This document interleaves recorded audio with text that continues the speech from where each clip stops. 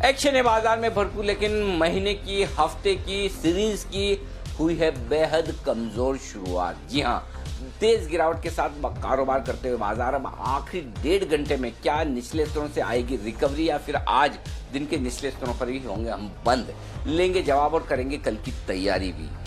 Final trade में आप सबका स्वागत है। नमस्कार, मैं हूं अनिल सिंघवी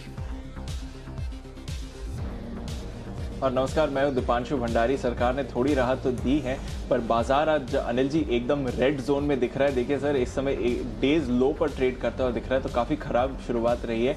आने वाले 1.5 घंटे के लिए बड़ी बातें क्या हैं सर?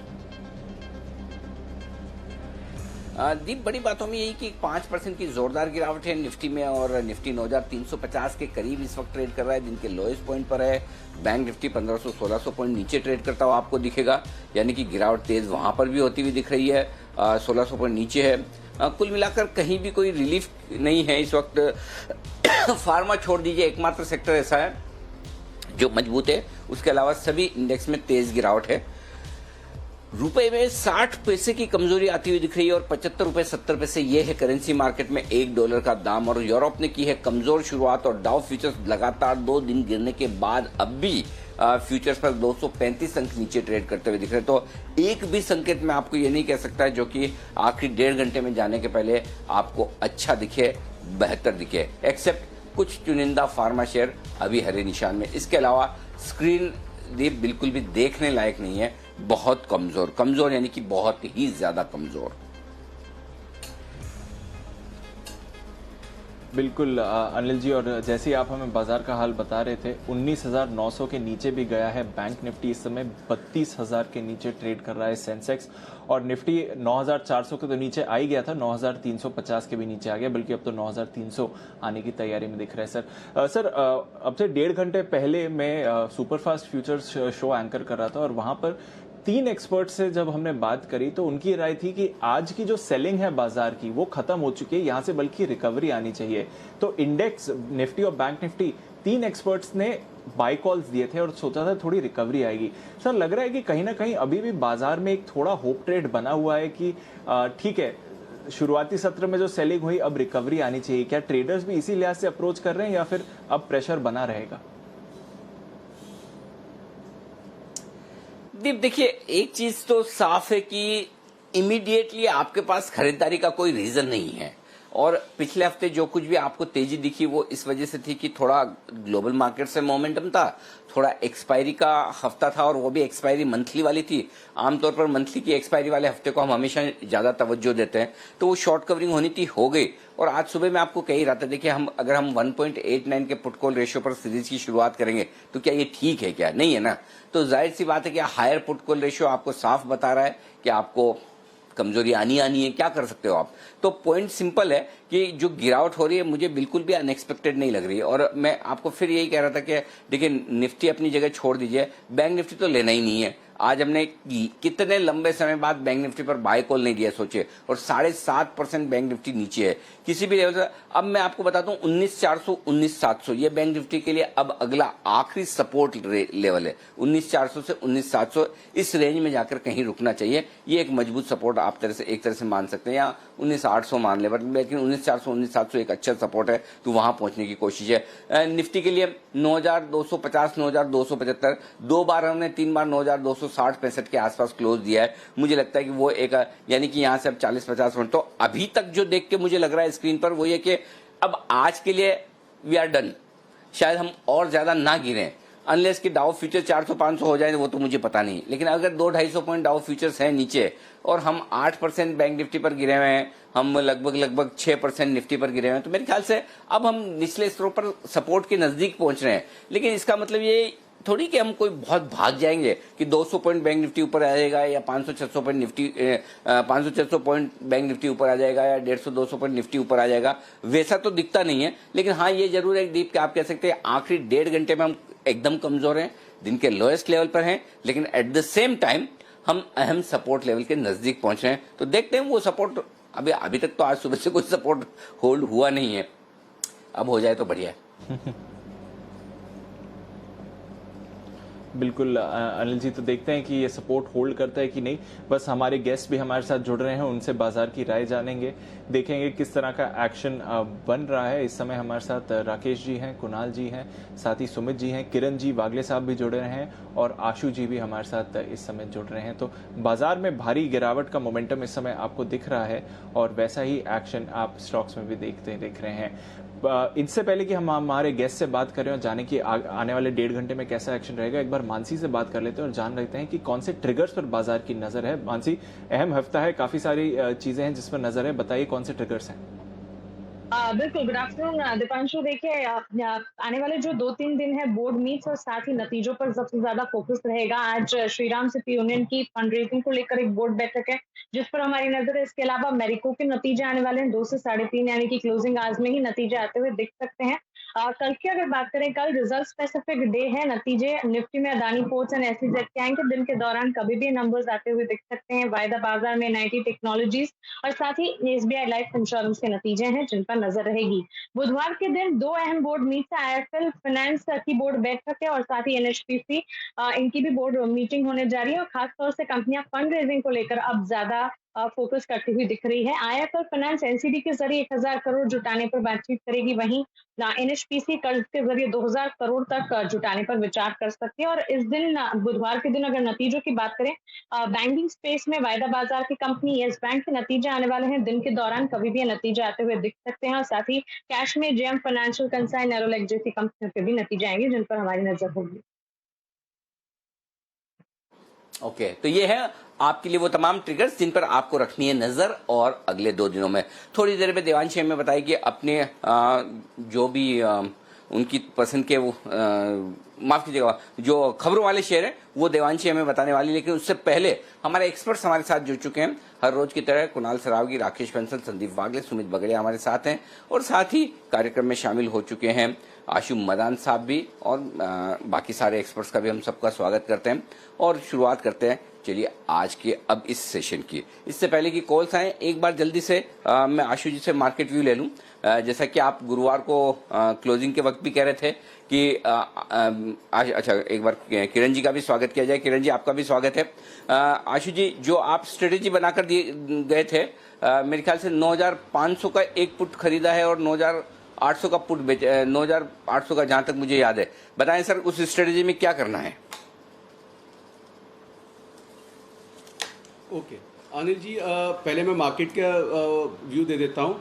मार्केट अनिल जी अपने को मैक्सिमम लगती थी 9500 9600, जो आपने भी रिवाइज की थी और बहुत मैंने अप्रिशिएट भी किया था कि 10,000 के चक्कर में नहीं पड़ना और प्रॉफिट बुकिंग कर लेनी चाहिए।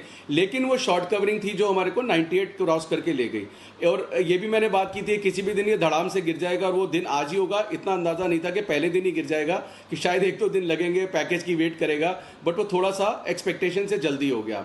तो अनिल जी, मार्केट में ऊपर का घर जो है वो धीरे धीरे जितना ऊपर जा रहा है वो पैक्ड होता जा रहा है, ऊपर में नहीं है। अब तो वॉरेन बुफे ने भी सर कह दिया कैश इज किंग, जो कि मैं कितने टाइम से ट्वीट डाल रहा हूँ कि कैश जिसके हाथ में होगा उसको बहुत मौके मिलेंगे। और अनिल जी, एक और चीज़ म्यूचुअल फंड वर्सेस ये बताता हूँ, अगर किसी ने थर्सडे को देख के उसकी एनएवी पे अगर किसी ने डेम्पशन भी डाली होगी तो ट्रेडिंग में तो शायद वो 9800 पे निकल गया होगा, लेकिन म्यूचुअल फंड वाले की एनएवी आज पता नहीं 9200 आती है, कितनी आती है। तो मैं जो बार बार कभी कभी कहता हूं कि ट्रेडिंग हमेशा बेनिफिशियल है, लॉन्ग के लिए भी शॉर्ट के लिए भी, ये मेरा मानना है, पर्सनली मानना है। तो मैं उसको ये प्रूव भी करना चाहता हूं कि किस तरह से होगा।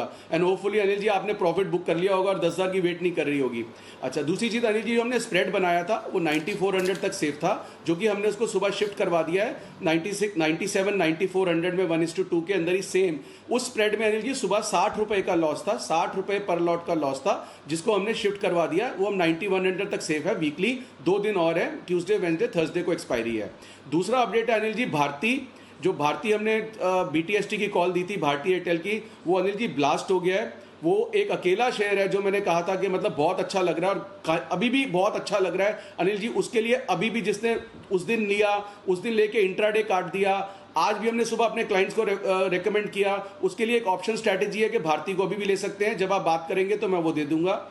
और अनिल जी, तीसरा स्टॉक था हमारा जो लॉन्ग बोला था, वो महिंद्रा एंड महिंद्रा फाइनेंस था, जो कि पहले भी लिया था और कहा था कि 165 पे भी अभी रखे रखना है, ऊपर जा सकता है। नीचे खुला अनिल जी, अभी भी 157 158 का फ्यूचर चल रहा है, 7-8 रुपए का लॉस है, कोई ज्यादा मारामारी नहीं है। तो अभी भी महिंद्रा एंड महिंद्रा फाइनेंस में ऐसी कोई प्रॉब्लम नहीं है अनिल जी, रेट बहुत नीचे के हैं, अनलाइक बैंक्स में अनिल जी, मैं बैंक ऑफ बड़ौदा अभी भी बोल रहा हूं, पोजिशनल शॉर्ट, कैन बैंक 2-3 रुपए का लालच, स्टेट बैंक 2-5 रुपए का लालच, फिर वो नीचे है। पीएसयू बैंक्स बिल्कुल नहीं लेने हैं, और प्राइवेट बैंक्स भी हम देखते हैं किस तरह से उथल पुथल होती है। तो अनिल जी, ये ट्रेडिंग अपॉर्चुनिटीज हैं, जिसको ट्रेडिंग में प्रॉफिट आए वो जरूर बुक करे, नहीं तो वो चूक जाएगा, और अगर जब 8,000 वापस आएगा तो फिर वो रिग्रेट करेगा। और मैं हमेशा ये बोलता हूँ, regret of making less money is much better than regret of losing money. तो इस मार्केट में पैसे देने नहीं है। अनिल जी, इस फॉल का प्रॉब्लम क्या होती है, आप किसी भी रिटेलर से चेक करना जो ट्रेडिंग करता है, जो 3 लॉट में कमाते हैं ना हम, छोटे छोटे करके,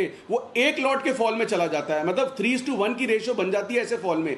इसीलिए डर लगता है कि ऊपर के लेवल पे आने के बाद टेम्पटेशन कंट्रोल करनी चाहिए, बल्कि कंटेंजियन इफेक्ट होता है। अनिल जी, मैंने भी भारती और महिंद्रा एंड महिंद्रा की 2 कॉल्स दे दी, कंटेंजियन इफेक्ट था पॉजिटिविटी का, तो वो एक कॉशियस जरूर रखनी चाहिए, क्योंकि ट्रेडिंग में ये होता है कि आप छोटा प्रॉफिट बुक करते हो, लॉस बड़ा हो जाता है। Having said that Anil ji, वही बैंड है 95-9600, इसके ऊपर की मार्केट नहीं दिखती, थोड़ा ऊपर चला जाए ठीक है, लेकिन अभी नया स्प्रेड नहीं है, मैं नई कॉल जरूर दूंगा अभी।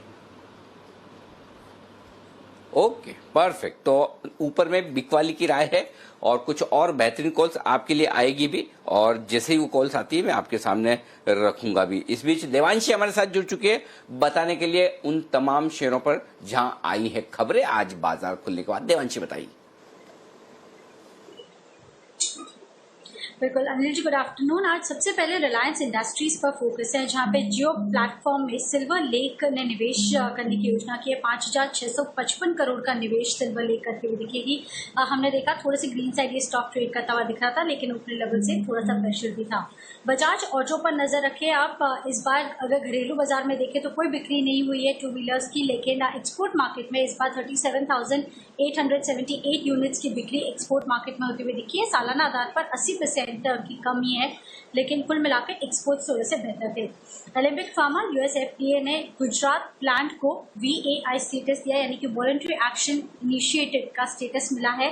अब कंपनी यहाँ से एक्सपोर्ट कर पाएगी। ओरल सॉलिड फॉर्मुलेशन प्लांट है ये, तो काफी अहम है कंपनी के लिए। ऑरबिंदो फार्मा, इनकी जो एक दवा है एंटी फंगल दवा, इसको यूएस एफडीए से मंजूरी मिल चुकी है। BPCL पर आप नजर रखिए, क्योंकि हिस्सा खरीद के लिए बोली की जो तारीख है एक बार फिर बढ़ा दी गई है, और बढ़ाकर अब 13 जून कर दी है। साथ ही कंपनी ने ग्लोबल कंपनियों से भी बोलियां मंगाई है, और जॉइंट प्रोडक्शन के लिए भी ग्लोबल कंपनीज को ऑफर दिया है। इस पर नजर रखें। बड़े सौदों में आज 2 स्टॉक्स हैं जिन पर नजर रहेगी, ITC और BHEL। BHEL में आज जो करीब 4.3 करोड़ के कई सौदे होते हुए दिखे। 21 रुपए 55 पैसे से लेके 21 पैसे 60 पैसे के बीच में ये कई सौदे होते हुए दिखे। और ITC में 10 लाख शेयरों के आज सौदे हुए 177 रुपीज प्रति शेयर के भाव में ये सौदे होते हुए दिखे। ओके, तो कई सारे शेयर्स हैं जहां पर आपको एक्शन देखने को मिल रहा है। ITC पर दबाव बनता हुआ दिख रहा है, 4.5% नीचे है इस समय, और बाजार भी इस समय दिन के निचले स्तर के आसपास ट्रेड कर रहा है। चलिए बात करते हैं कुछ स्टॉक्स की जहां पर आपको भरपूर एक्शन देखने को मिल रहा है। सुबह से ही NBFCs, ऑटोज और साथ ही मेटल स्टॉक्स सबसे ज्यादा फोकस में रहे हैं। एक मजबूत NBFC जो आज काफी कमजोर ट्रेड कर रही है, मन्नापुरम फाइनेंस। वागले साहब, जरा इसकी चार्ट देखकर बताइए, वापस 120 पर आ गया है 10% की गिरावट के साथ। अब किस डायरेक्शन में जाएगा मन्नापुरम? Afternoon Deepanshu, afternoon Anil ji. मुझे लगता है 116 तक जाना चाहिए। 116 में एक सपोर्ट है, और अगर वो होल्ड करता है तो वहां से बाउंस बैक हो सकता है। तो ये लेवल पे बेच नहीं सकते, 116 से ये बाउंस बैक होगा। और ऑन द अपसाइड 125 क्रॉस करना थोड़ा सा मुश्किल लग रहा है। ओके, तो ये है मन्नापुरम। शायद यहाँ पर बाउंस बैक आ सकता है, बट इस समय वायदा कारोबार के लोअर सर्किट पर है 10% की गिरावट के साथ।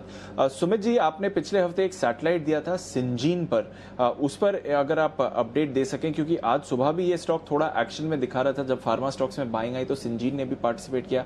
आपका सैटेलाइट था पिछले हफ्ते। अब क्या लेवल्स करने चाहिए? कुछ टारगेट, स्टॉप लॉस रिविजन करेंगे आप सिंजीन पर? हाय दीपांशु, गुड आफ्टरनून। देखिए बिल्कुल आपने एकदम सही स्टॉक पकड़ा है सिंजिन। इसके अंदर पिछले 2-3 दिनों में हमने लोअर लेवल से बहुत बड़ी अपसाइड मूव देखा है और सिंजिन ने 200 डीएमए लेवल तोड़े और आज भी स्टॉक मजबूत दिखा रहा है। 330 का इसका पहला टारगेट था जो कि ये वहीं पे टच करके उसके आसपास ही घूम रहा है। 330 के ऊपर जैसे ये सस्टेन करेगा तो 350 से 360 तक का अपसाइड मूव सिंजिन में देखने को मिल सकता है। ट्रेलिंग स्टॉप लॉस का यूज करें, पोजीशंस को होल्ड करें। नीचे में 310 315 का सपोर्ट है, ऊपर में 330 का लेवल टूटने के बाद 340 से 350 तक का अपसाइड मूव सिंजिन में देखने को मिल सकता है। ओके, तो सिंजीन में भी आप भरपूर एक्शन देख सकते हैं। अब बात करते हैं जो बाजार को ड्रैग कर रहे हैं। किरण जी, आपसे शुरुआत करते हैं। 10% की गिरावट आईसीआईसीआई बैंक का, सुबह भी सर हम इस स्टॉक के बारे में बात कर रहे थे। आईसीआईसीआई बैंक पर आपका क्या व्यू है? 340 पर आ गया है, एक दिन में 10% की गिरावट है। तो जितना एफर्ट के साथ 3-4 दिनों में इसने गेन्स करी थी वो एक सेशन में चली गई हैं। अब क्या होगा आईसीआईसीआई बैंक में? एक लॉन्ग ट्रैप बन गया है और ये ट्रैप काफी स्ट्रांग है क्योंकि ऊपर में बहुत अच्छे वॉल्यूम्स के साथ ये स्टॉक 360-370 के लेवल्स क्रॉस करके 390 तक गया था। और जब एचडीएफसी बैंक चल रहा था तो ये भी इसके पीछे चल रहा था, बैंक निफ्टी चल रहा था। मेरा मानना है कि लॉन्ग पोजीशंस ट्रैप हो चुके हैं, उसके चलते और नीचे आने की प्रोबेबिलिटी है। 340 इंपॉर्टेंट एक सपोर्ट है, छोटा सा 2 रुपए ऊपर है हम इसके। अगर ये निकल जाता है तो मैं मानता हूँ कि 330 के लेवल्स भी देखने को मिल सकते हैं। तो अभी के लिए करंट लेवल्स पे शॉर्ट पोजीशन नहीं ले सकते क्योंकि risk to reward ratio favourable नहीं रहेगा। पर अगर किसी के शॉर्ट पोजीशंस है तो 347 के स्टॉप लॉस के साथ शॉर्ट पोजीशंस रखे। ओके, इस बीच सचिन हमारे साथ जुड़ चुके हैं और उनसे लेते हैं उनका BTST call.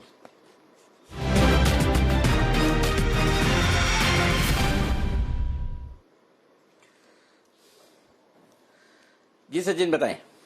Good afternoon Anil ji. यहाँ पर सलाह है, स्टॉक का नाम है मारुति। पिछले हफ्ते हमने ये देखा था कि यहाँ पर एक कंटिन्यूएशन पैटर्न फॉर्म हो रहा था जिसका आज में हो चुका है एंड एक इम्पॉर्टेंट स्विंग था अराउंड 49.90 के आसपास जो सुबह के फर्स्ट हाफ एन आवर में ही ब्रेक हो गया है। तो मुझे लग रहा है यहाँ से फॉलो थ्रू मोमेंटम काफी शार्प होगा स्टॉक में। तो नीचे के लेवल्स मुझे लग रहा है अराउंड 4700 4660 ये 2 टारगेट्स रखने चाहिए और यहाँ पर शॉर्ट पोजीशन में करनी चाहिए। स्टॉक आया है मुझे लग रहा है अराउंड 935 रखना चाहिए जहां तक फ्यूचर्स का सवाल है। तो मुझे लग रहा है मारुति में और भी दबाव बन सकता है। 4935 के स्टॉप लॉस के साथ फ्रेश शॉर्ट्स करने चाहिए। 4700 फर्स्ट टारगेट होगा एंड 4660 सेकंड।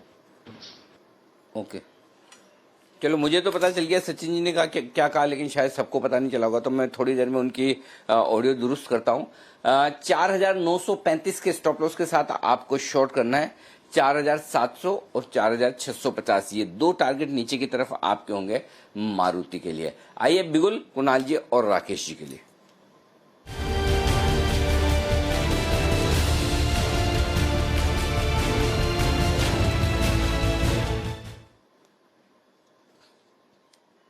बनाए सर। अनिल जी, हमारी बिकवाली की राय है मारुति पर। जैसे अभी दीपांशु आईसीआईसीआई बैंक पे पूछ रहे थे किरण से, तो मारुति का भी जो जिस तरीके से ब्रेकडाउन है, क्या पता क्लोजिंग तक मारुति जो है गिरावट में आईसीआईसीआई बैंक से आगे निकल जाए। और अभी सचिदानंद ने भी मारुति में बिकवाली की राय दी है। क्लियर ब्रेकडाउन है, नेगेटिव क्रॉसओवर हुआ है, यहाँ पर बेचे Maruti. Over to Kunal ji.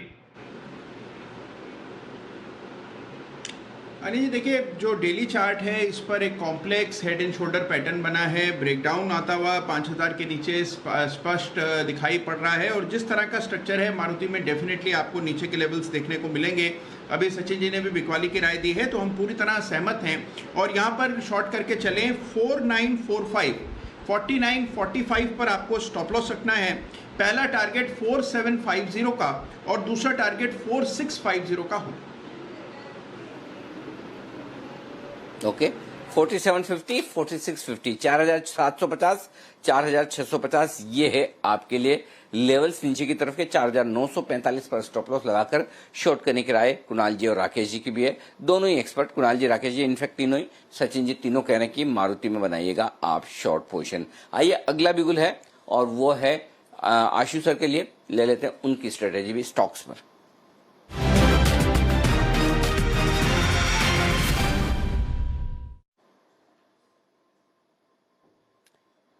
Ji sir, Ashish ji बताएं सर, कौन सी स्ट्रेटेजी आप देना चाहते थे स्टॉक पर? जी अनिल जी, तीन स्ट्रैटेजीज है। पहली तो है भारती की। अनिल जी, भारती लेना है, मैंने फ्राइडे को भी, थर्सडे को भी बोला था और अभी भी बोल रहा हूँ, लेकिन मैं खुद जो अपनी बात ही मैं उसी को रखता हूँ कि अगर किसी ने 510 पे लिया होगा तो क्लोजिंग 515 पे हुई, कोई इंट्राडे काट गया होगा। आज 510 पे लिया होगा, 10 रुपए मिल रहे होंगे, वो काट गया होगा, वो नेचुरल है। तो अनिल जी, वो उसको बार बार रिपीट करना पड़ता है कि अगर बड़ा टारगेट है तो अनिल जी अब भारती अभी भी लेना है। लेना कैसे है अनिल जी? 530-31 रुपए का फ्यूचर हो गया है, तो अब भारी हो गया है, मतलब तेज भी लगता है, लेकिन ये मार्केट ऐसी है कि 10 रुपए का स्टॉप लॉस लगाएंगे तो हो सकता है। तो 500 स्ट्राइक की कॉल लेनी है। 530 का फ्यूचर चल रहा है, 500 स्ट्राइक की कॉल लेनी है, 30 रुपए इन द मनी कॉल लेनी है, जिसका रेट है 50-51 रुपए। तो आप जो 50-51 रुपए दे रहे हैं वो 500 रुपए की कॉल के लिए दे रहे हैं, और 560 की, 500 से 60 रुपए ऊपर 60 की कॉल आप 20-21 रुपए बिक रही है, 21 रुपए वो बेच देनी है, तो आपकी कॉस्ट आ जाती है 30 रुपए। 500 प्लस 30 रुपए, 530 रुपए का भारती एज गुड एज आपका फ्यूचर खड़ा हो जाएगा। लेकिन आप आराम से तसल्ली से, मार्केट में 100-200 पॉइंट निफ्टी और घटेगा, नींद नहीं आएगी, कुछ नहीं होगा, लेकिन आप फ्यूचर नहीं लेके जा सकते, ऑप्शन के थ्रू लेके जा सकते हैं। तसल्ली से बैठ जाइए, भारती का स्प्रेड बना के 500 की कॉल और 560 की। मुझे लगता है कोई पॉजिटिव न्यूज, और ये जिस तरह से इसने ब्रेकआउट दिया है, ये बहुत अच्छी तेजी में बना सकता है और सबको सरप्राइज करता है ऊपर में। तो ये लेके ही चलना है। किसी को डिप्स पे लेना है, डिप्स में ले, किसी को शांति वाली स्ट्रैटेजी रखनी है, तो ये अनिल जी इसको लेके भारती को ऐसे बैठ जाएं। Okay, perfect. तो भारतीय एयरटेल में तेजी करें, 533 के आसपास चल रहा है, लेकिन फ्यूचर न खरीदे। फ्यूचर खरीदने का एक बेहतरीन तरीका बताया है आशीष सर ने, वो है 500 रुपए का कॉल ऑप्शन आपको खरीदना है, और वो आपको 50 रुपए में मिलेगा। 550 का पुट ऑप्शन बेचना है, खरीदना है, वो 550 का कॉल ऑप्शन बेचना है, माफ कीजिएगा, 550 का ही कॉल ऑप्शन बेचना है। आशीष जी, 550 का कॉल बेचना है, 560 का, 550। अनिल जी, नहीं अनिल जी, ग्राफिक गलत दिखा रहा है। पहली चीज तो ग्राफिक में 500 रुपए का कॉल लेना है, 500 रुपए का, और 560 का, 60 रुपीज ऊपर, 500, 560, 1:1 बुल स्प्रेड भारती। ओके,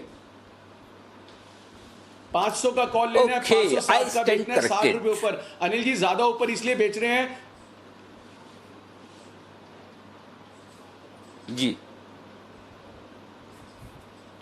ठीक है अनिल जी, ज्यादा ऊपर का इसलिए बेचना है क्योंकि भारती में मूव अच्छी लग रही है। जितना ज्यादा ऊपर का बेचेंगे, पैसे अच्छे बनेंगे।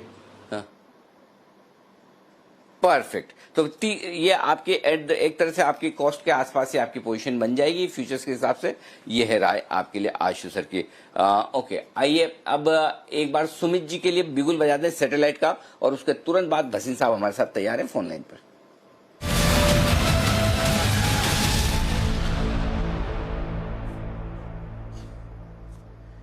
जी सुमित, बताएं। अनिल जी, जो स्टॉक अभी रडार पे आया है उसका भाव चल रहा है 314 रुपए, 316 रुपए। स्टॉक का नाम है रेडिको खेतान। 7% अभी स्टॉक ऊपर है। स्टॉक के अंदर बहुत बढ़िया वॉल्यूम देखने को मिल रहा है, और इस सेक्टर के सारे स्टॉक्स में आज एक तेजी देखने को मिल रही है। मेरे को लग रहा है कि ये स्टॉक यहाँ से एक सडन और एक अच्छा अपसाइड मूव दिखाएगा। स्टॉक के अंदर कल के हाई टूटे हुए हैं, उसके ऊपर ये सस्टेन कर रहा है, और जो वॉल्यूम देखने को मिल रहा है उस वॉल्यूम को देखते हुए लगता है कि ये स्टॉक अपना 200 डीएमए लेवल भी तोड़ेगा, जो कि 330 है। तो 330 होगा इसका पहला टारगेट, और 330 के ऊपर अगर ये क्लोजिंग दे देता है तो अगले 1 से 2 दिनों के अंदर स्टॉक के अंदर 350 रुपए तक का अपसाइड मूव देखने को मिल सकता है। रेडिको खेतान के अंदर लॉन्ग पोजीशंस बनाए, कोई भी डिप आती है तो खरीदारी करें। 300 के नीचे या फिर 295, 296 के आसपास का स्टॉप लॉस लगाएं। 330 का पहला टारगेट, 350 का दूसरा टारगेट। ओके, तो रेडिको खेतान ये है वो स्टॉक जहां पर खरीदारी करने की राय है सुमित जी की तरफ से। आज सारे एल्कोहल से जुड़े हुए स्टॉक्स बढ़िया मजबूती दिखा रहे हैं। यहां पर आप तेजी करके चल सकते हैं आराम से, और यहां पर ऊपर के टारगेट्स भी आपकी स्क्रीन पर आते हुए सुमित जी की तरफ।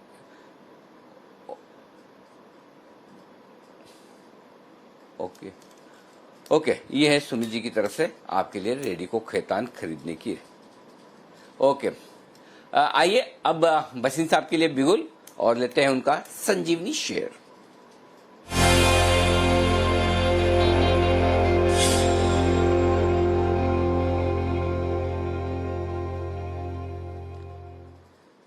स्वागत है बसीन साहब आपका। सबसे पहले तो अपडेट एक बार दे दें, आप कौन कौन से स्टॉक्स पर देना चाहते हैं, जरा एक बार हमें बता दें जी। हाँ तो अनिल जी देखिए, दो शेयर कैरी फॉरवर्ड थे, उनमें HPCL और ग्रेसिम था, उसमें मैंने बने रहने के लिए ही कहा है। और मैं सोचता हूँ कि अगर आप ये कुछ दिन की वॉलेटिलिटी बर्दाश्त कर सकते हैं तो they are the best proxy play. आपने देखा है भारती में बहुत अच्छा मूव आया है और मुझे लगता है कि AGR पे 20 साल का तक का मॉरिटोरियम मैंने स्प्रेड करने की बात है, तो I think Vodafone will be an indirect beneficiary, और वोडाफोन को बेनिफिट आएगा तो definitely Grasim will be the biggest beneficiary of this. HPCL पे जैसे हमने कहा, I think crude price fall and the resumption of transport will be a very very big boon, so stay put with both those stocks. So Grasim and HPCL are holds. अब मैं सुबह की call पे बताता हूँ। सुबह दो bye call थी। कैडिला 328 रुपए पे 345 का टारगेट, उसने आज 338 मारा है, तो बने रहिए उसमें अपना, अभी भी कल तक टारगेट जरूर आ जाएगा, आज नहीं तो। और दूसरा सिप्ला था, अगेन 600 पे दिया था, 592 का स्टॉप लॉस और 650 का उसका टारगेट है, तो उसमें भी हमें लगता है आज नहीं तो कल आपको 2-3 दिन में सिप्ला में टारगेट मिल जाएगा। उसके सामने हमने शॉर्ट कॉल दिया था जी, और शॉर्ट था HDFC लाइफ 480 के करीब, 490 का स्टॉप लॉस है और 462 का टारगेट, उसमें बने रहिए। I think insurance and AMCs will again follow suit और आपको अगले 2 दिन में शॉर्ट अच्छा, आपको उसके साथ अच्छा प्रॉफिट आएगा। दूसरा शॉर्ट था PVR जो हमने 910 से 15 में दिया था, स्टॉप लॉस था 945 और टारगेट उसका था 855, वो 886 का लो मारा है, लेकिन आई थिंक वो भी आपको एक हेज रखना पड़ेगा। अब आपको अगर बाकी कहे तो मैं दूसरी 2 कॉल दूं। हेलो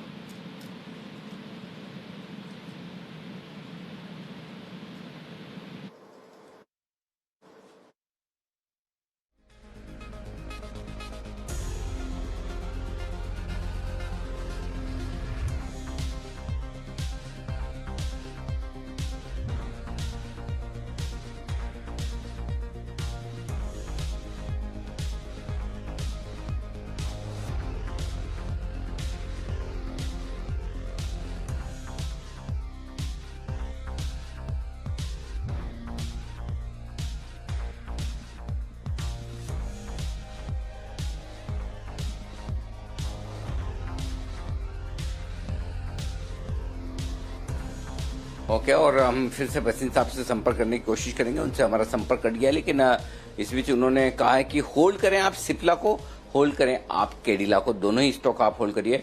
PVR और HDFC लाइफ, ये 2 शॉर्ट साइड पर है उनके कॉल्स, और दोनों भी आप होल्ड करके चलें, कोई चिंता की बात नहीं, आराम से होल्ड करिए, ये बसिन साहब का मानना है। कुछ नए कॉल्स भी आपके सामने आने की तैयारी में है, तो उसके लिए भी आप रेडी रहिएगा। ओके, तो बसिन साहब क्या आप सुन पा रहे हैं मुझे? हाँ बिल्कुल अनिल जी, अब आप कहें तो मैं दोनों कॉल दे दूं आपके लिए जो है। जी हाँ बिल्कुल, आप दें। उससे पहले मैं जानना चाहता हूँ, क्या आज तेजी के मंदी के कौन से कॉल दे रहे हैं सर आप? सर तो मंदी के थे आपको पता है HDFC लाइफ और PVR, और लेने के थे सिप्ला और कैडिला के सुबह, राइट। और अब मैं 2 कॉल दे रहा हूँ, एक लेने का एक बेचने का। तो अब जी ये बताएं, तो पहले तेजी का बता दें।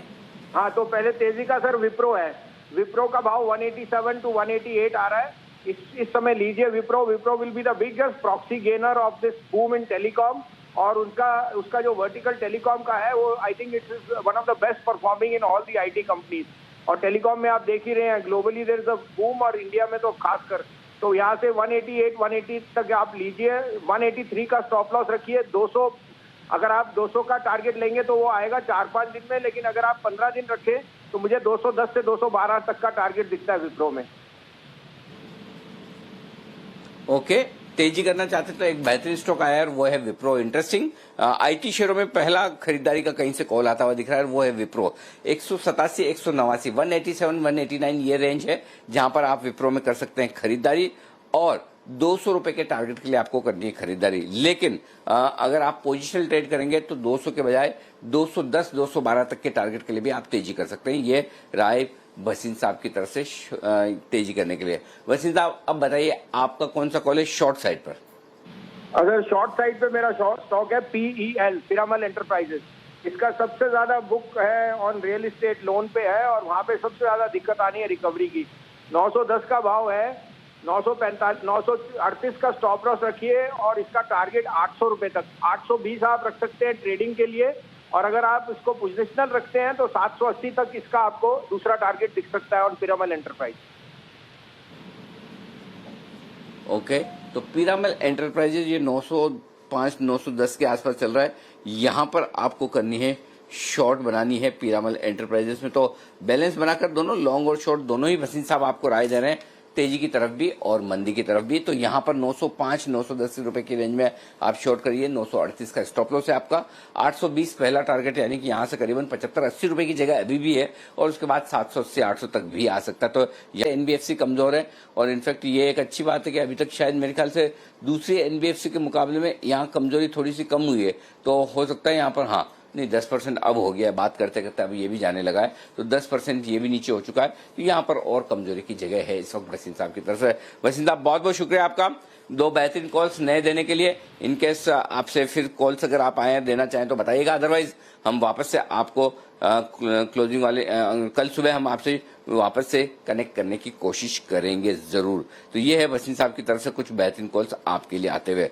ओके, और इस बीच आशु मदान साहब के लिए बिगुल बीटीएसटी का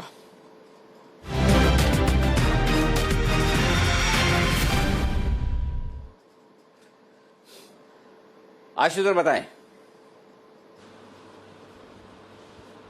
अनिल जी, एक और स्टॉक है मैकडॉवल, इसको लेना कैसे है वो बता रहा हूँ। मैकडॉवल पॉजिटिव लगता है, लेना कैसे है अनिल जी? इसकी 550 की कॉल लेनी है। 550 स्ट्राइक की कॉल है 41 रुपीज, और 600 की स्ट्राइक की कॉल है 22-23।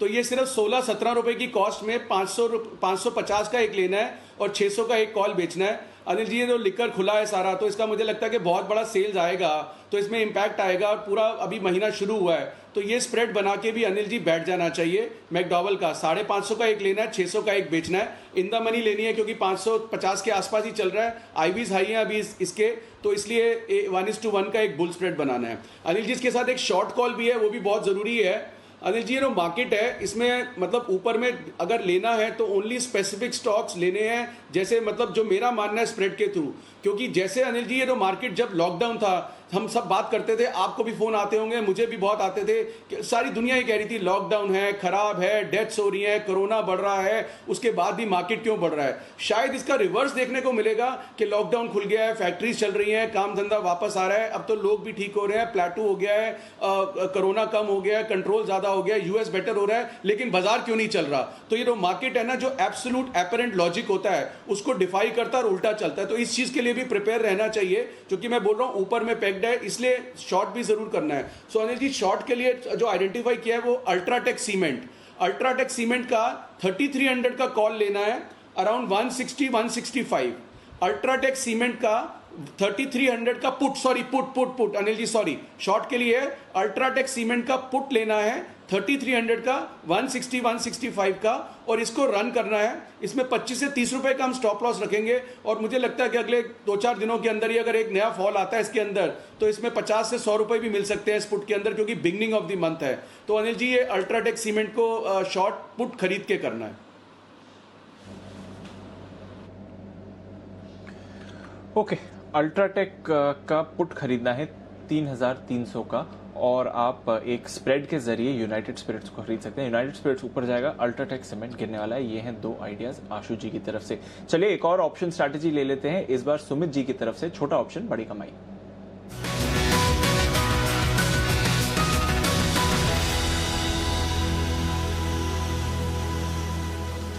बताइए सुमित जी। दीपांशु, मेरे पास भी पुट ही है लेने के लिए। स्टॉक है इंडिगो।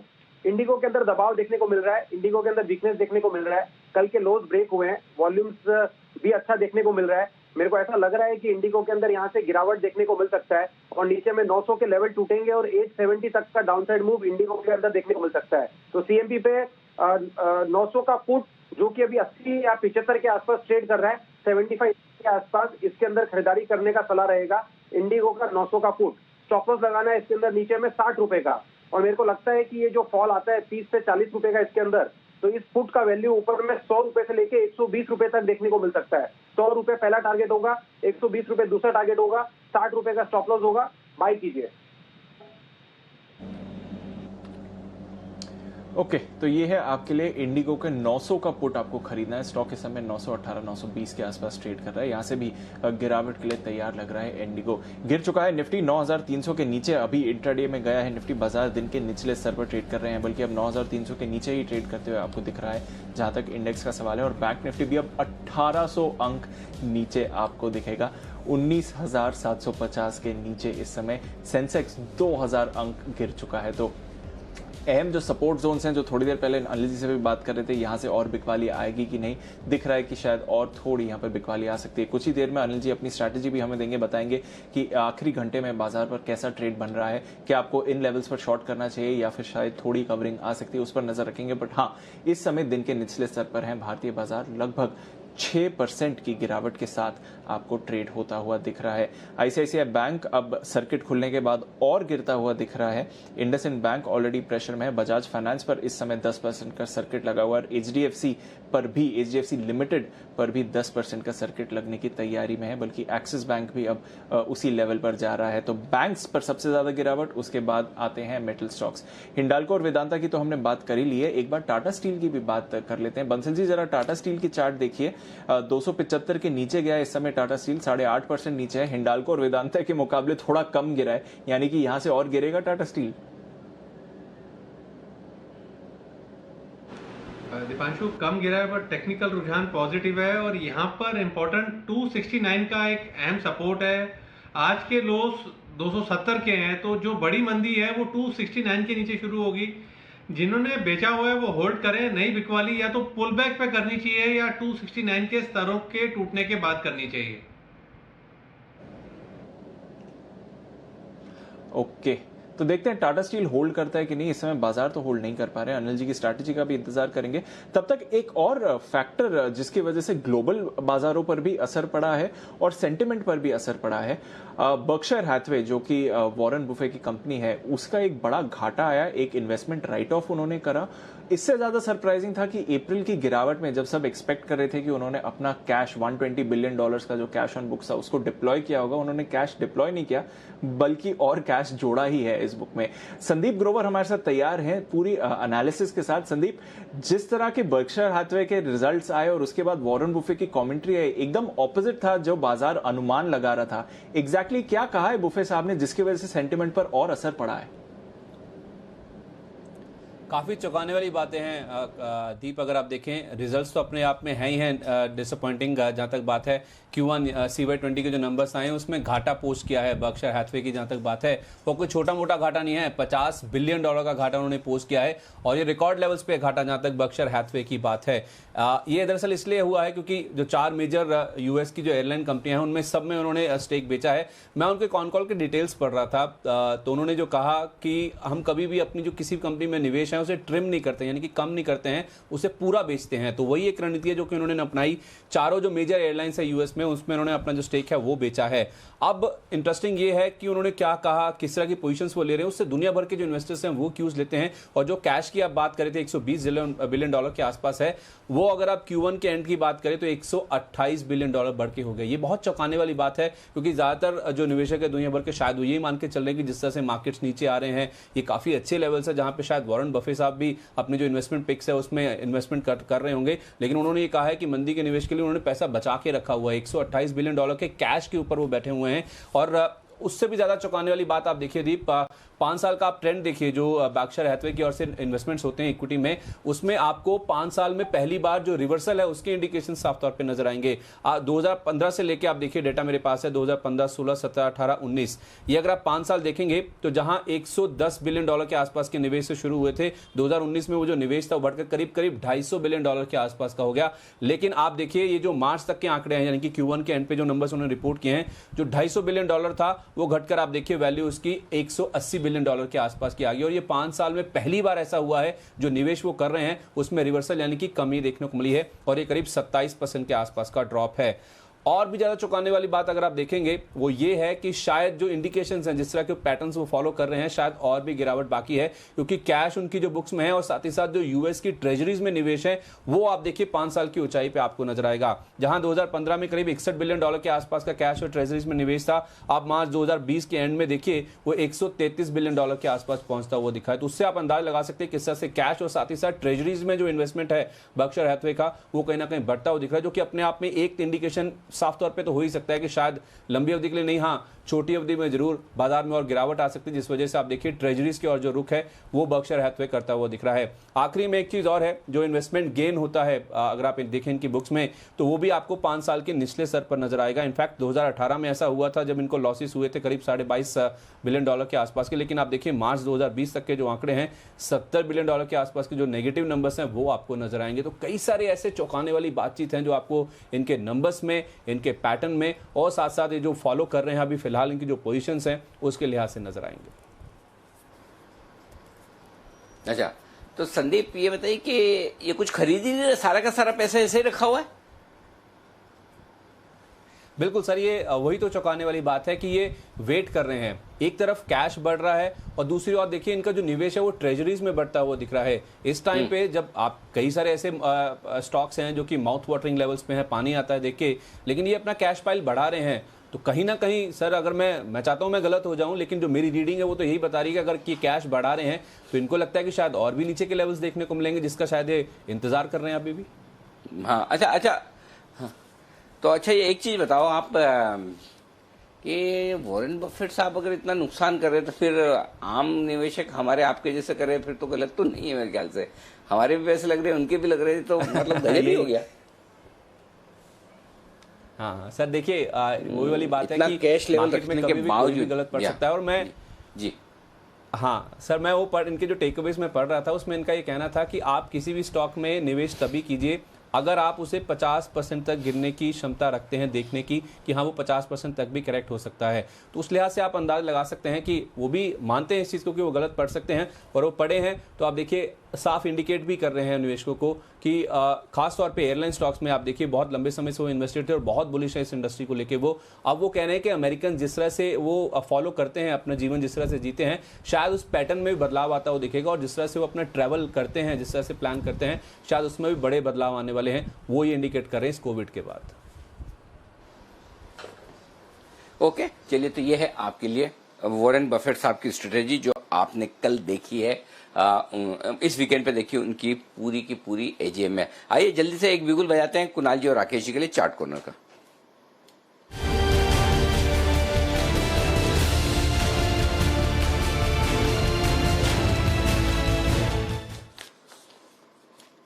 बताएं सर। अनिल जी, अब बिकवाली की राय है कॉनकॉर पर। कंटेनर कॉर्पोरेशन एक नेकलाइन को तोड़ रहा है। सुबह भी हमने सेल कॉल दी थी। टाइटन की जिस तरीके से एक नेकलाइन थी, इसकी टूटने के बाद वो एक अच्छे से गिरा है। सिमिलर नेकलाइन कॉनकॉर की टूट रही है। ओवरवेट्स बिकवाली की राय है। ओवर टू कुणाल जी। अनिल जी, देखिए कंसोलिडेशन हो रहा था स्टॉक में, लेकिन उस कंसोलिडेशन के बाद इसमें नीचे का ब्रेकडाउन आता हुआ नजर आ रहा है, यानी कि काफ़ी बड़े पैमाने पर लोग ट्रैप्ड दिखाई पड़ रहे हैं, और ये ट्रैप ट्रेडर्स की एग्जिट से ही स्टॉक पे और नीचे के लेवल्स देखने को मिलेंगे। कॉनकॉर शॉर्ट करके चलें 350 रुपये पर 350 रुपये का एक स्टॉप लॉस रख लें। नीचे पहला टारगेट 334 रुपये का 334 का होगा, दूसरा टारगेट 329 रुपये का 329 का होगा। तो 334 329 के लिए शॉर्ट करें कॉनकॉर। बिल्कुल शॉर्ट करें कॉनकॉर कंटेनर कॉर्पोरेशन को। काफी तेज गिरावट हो रही है, बल्कि लगभग सारे पीएसयू स्टॉक्स आज प्रेशर में, सिवाय बीएचईएल भेल के जो इस समय गेंस दिखा रहा है। पर जान लेते हैं अनिल जी की स्ट्रैटेजी क्या बन रही है बाजार के आखिरी घंटे के लिए बिगुल के बाद।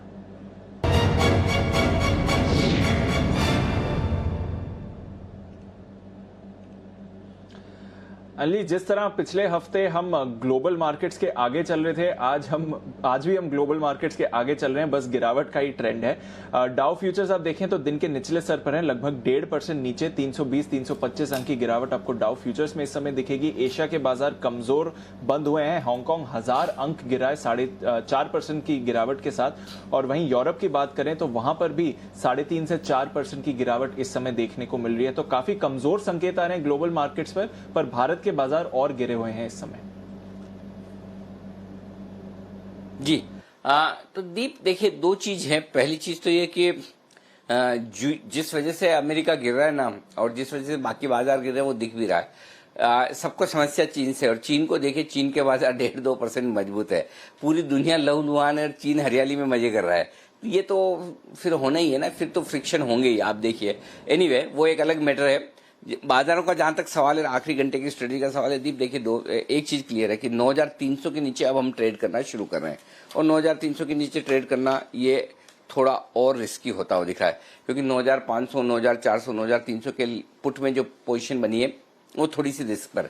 एक ही राहत की बात है कि आज सीरीज का पहला दिन है, और सीरीज के पहले दिन पोजीशन सबसे कम होती है, तो इसलिए उतना पैनिक वाला माहौल नहीं। लेकिन आप देखिए, किसी भी लेवल से साइजेबल रिकवरी आई नहीं है, तो मैं आज के डेटा के बजाय मैं इस बात पर ज्यादा डिपेंड करूंगा कि एक्चुअली क्या है। तो मेरे हिसाब से 9200, 9400 सपोर्ट रेंज है। 9260-65 के आसपास हमने अच्छी क्लोजिंग दी है जब हमें ऊपर ब्रेकआउट लेना था। तो मेरा ये समझना कहीं कि आप सपोर्ट जोन के आसपास आ रहे हैं, और हो सकता है अगर डाउ फ्यूचर्स अब ये 300-350 पॉइंट जहां है वहीं रुक जाए, तो शायद आप 9200 के नीचे के और वहां से कमजोरी ना देखें। 9200, 9275 ये रेंज है जहां सपोर्ट ले सकता है, लेकिन मेरी खरीदने की हिम्मत तो है नहीं। तो मैं सिर्फ एक काम करूंगा, वो ये कहूंगा कि अगर आपके शॉर्ट्स हैं तो 9200 के आसपास काट के कल के लिए इंतजार कर सकते हैं, या फिर उनको पुट में कन्वर्ट कर सकते हैं। पॉइंट नंबर 1, लॉन्ग तो करना नहीं है। ऊपर आएगा तो और बेचने की सोचेंगे। अभी बेचने के लिए जो अच्छी जगह दिख रही है वो 9550 के आसपास की दिखती है, 9500, 9550, जो आज तो आने वाली है नहीं। तो मेरे ख्याल से शांति से बैठने में समझदारी है। अगर आपकी मंदी की पोजीशन है, ट्रेल करते चले स्टॉप लॉस को और काटे ना। अगर काटनी है तो 9200 के आसपास काटिए, और अगर आपको रिस्क कम रखनी है ओवरनाइट की, चलिए 300-350 पॉइंट डाउ फ्यूचर्स नीचे दिख रहे हैं, और बाद में पता चला डाउ फ्यूचर्स अगर अमेरिकी बाजार थोड़े ठीक हो गए तो फिर आप अपने पुट में कन्वर्ट कर लीजिए, वो ज्यादा ठीक रहेगा। पॉइंट नंबर 1, बैंक निफ्टी भी अपने स्ट्रॉन्ग सपोर्ट जोन में आ रहा है। 19400 से 19700 हमने कहा उस रेंज में एंटर कर रहा है, और 9200, 9275 बैंक निफ्टी का रेंज है। तो मुझे यहाँ पर शॉर्ट तो नहीं करना, ये चीज क्लियर है। शॉर्ट के लिए मैं इंतजार करूंगा, और नीचे के लेवल पर या तो शॉर्ट काटेंगे या फिर इसको रिवर्स कर देंगे और कल की कल देखेंगे। सिंपल चीज है। ओके, ठीक है, कल की कल देखेंगे। कोई सर इसमें अहम लेवल होगा जहां पर नजर रखनी है? क्योंकि देख रहे हैं सर बैंक निफ्टी में तो जैसे जैसे हम बात कर रहे हैं सपोर्ट जा रहे हैं। अभी देखिए 19,700 का भी सपोर्ट चला गया। कोई डीप सपोर्ट दिख रहा है इस समय निफ्टी बैंक पर, या फ्री फॉल है इस समय? नहीं, ये डीप सपोर्ट जोन में ही है। डीप 19400, 19700 मजबूत सपोर्ट जोन है। ये सपोर्ट जोन में आ रहे हैं। निफ्टी भी आप देखेंगे तो 9150, 9300 मजबूत सपोर्ट जोन है। अब आप सपोर्ट जोन में एंटर कर चुके हैं, इसलिए मैं कह रहा हूं यहाँ शॉर्ट नहीं करना है। आज के लिए हो गया। अब 150 पॉइंट गिर जाए, 50 पॉइंट निफ्टी, तो कौन सी बड़ी बात है। 600 हो जाए, 650 हो जाए, 700 हो जाए, वो अलग चीज है। बैंक निफ्टी अगर 1900 पॉइंट है तो 2000 हो जाए, 2200 हो जाए, वो अलग चीज है। लेकिन यहाँ पे अब शॉर्ट करना नहीं बनता। शॉर्ट करने के लिए आपको उछाल का इंतजार करना है। इसका मतलब मैं ये नहीं कह रहा कि लीजिए, मैं खरीदने की बात नहीं कर रहा, लेकिन हम सुबह से आपको बोल रहे हैं, आज सुबह 10 सूत्री कार्यक्रम आपको बताया एडिटर स्टेक में कि क्यों आपको सेल इन में एंड गो अवे। तो अब इससे ज्यादा तो कोई कुछ नहीं कर सकते कि आपको क्यों बेचना है। 9800, 10,150, और आशु सर तो बैठे ही हैं। आशु सर के सामने नेशनल टेलीविजन पे आशु सर ने मेरे को बोला था कि मैं आपको फिर पूछूंगा कि 10,000 आ जाएगा तो आप पूरा पोर्टफोलियो खाली करेंगे।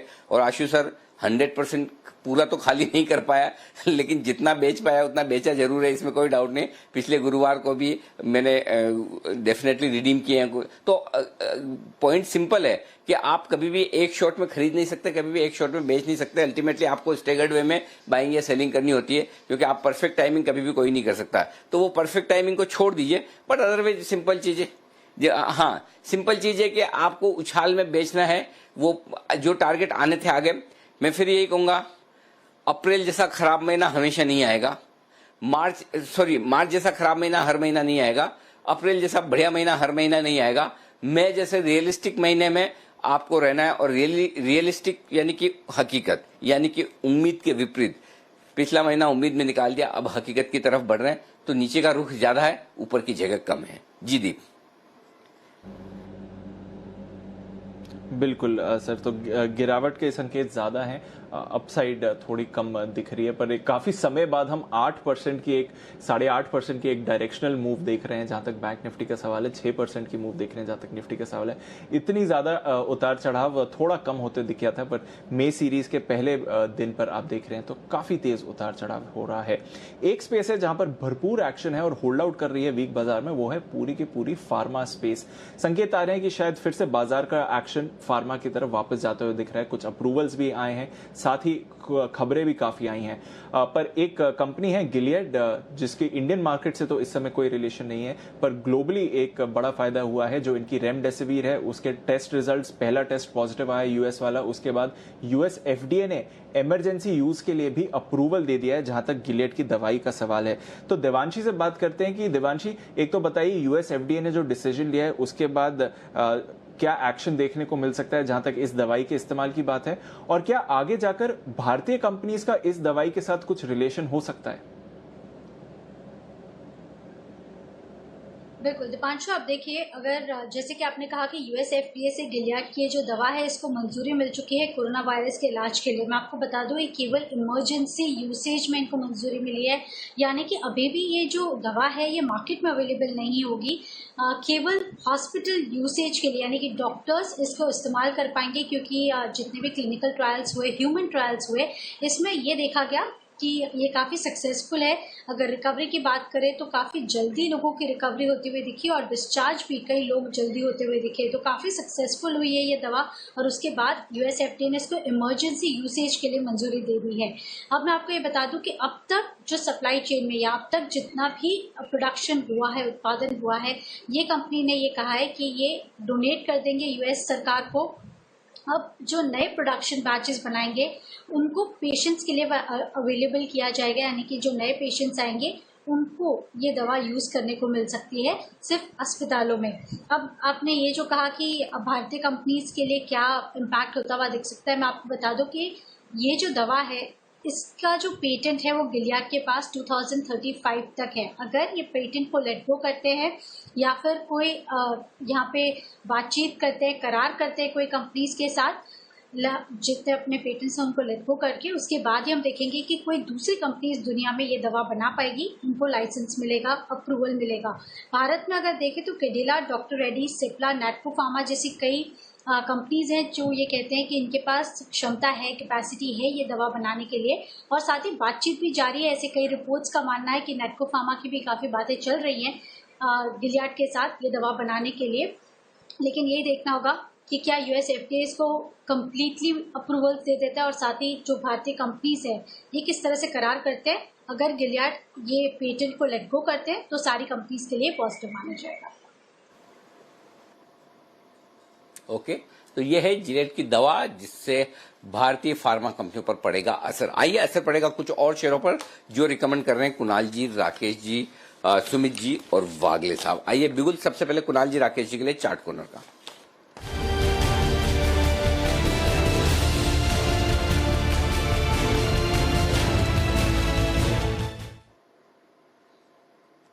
बताएं सर। अनिल जी, एक स्टॉक जो बड़ी जोर से नीचे जाने वाला लगता है वो है LIC हाउसिंग फाइनेंस। जिस तरीके का टेक्निकल पैटर्न है तेजी से ध्वस्त हो सकता है। ओवर टू कुणाल जी। नहीं, देखिए, सारा जो संकट है वो फाइनेंशियल स्टॉक्स में दिखता है। एक एक करके सभी फाइनेंशियल स्टॉक्स बारी बारी से गिर रहे हैं और अब LIC हाउसिंग फाइनेंस की बारी है। क्लियर ब्रेकडाउन चार्ट पर आता हुआ नजर आ रहा है। मौजूदा स्तरों पर इसको शॉर्ट करके चले। यहाँ पर 256 रुपये पर 256 रुपीज़ पर स्टॉप लॉस रखें। पहला टारगेट जो है वो 239 का, दूसरा टारगेट 233 का। तो 239, 233 के टारगेट से शॉर्ट करना है LIC हाउसिंग फाइनेंस।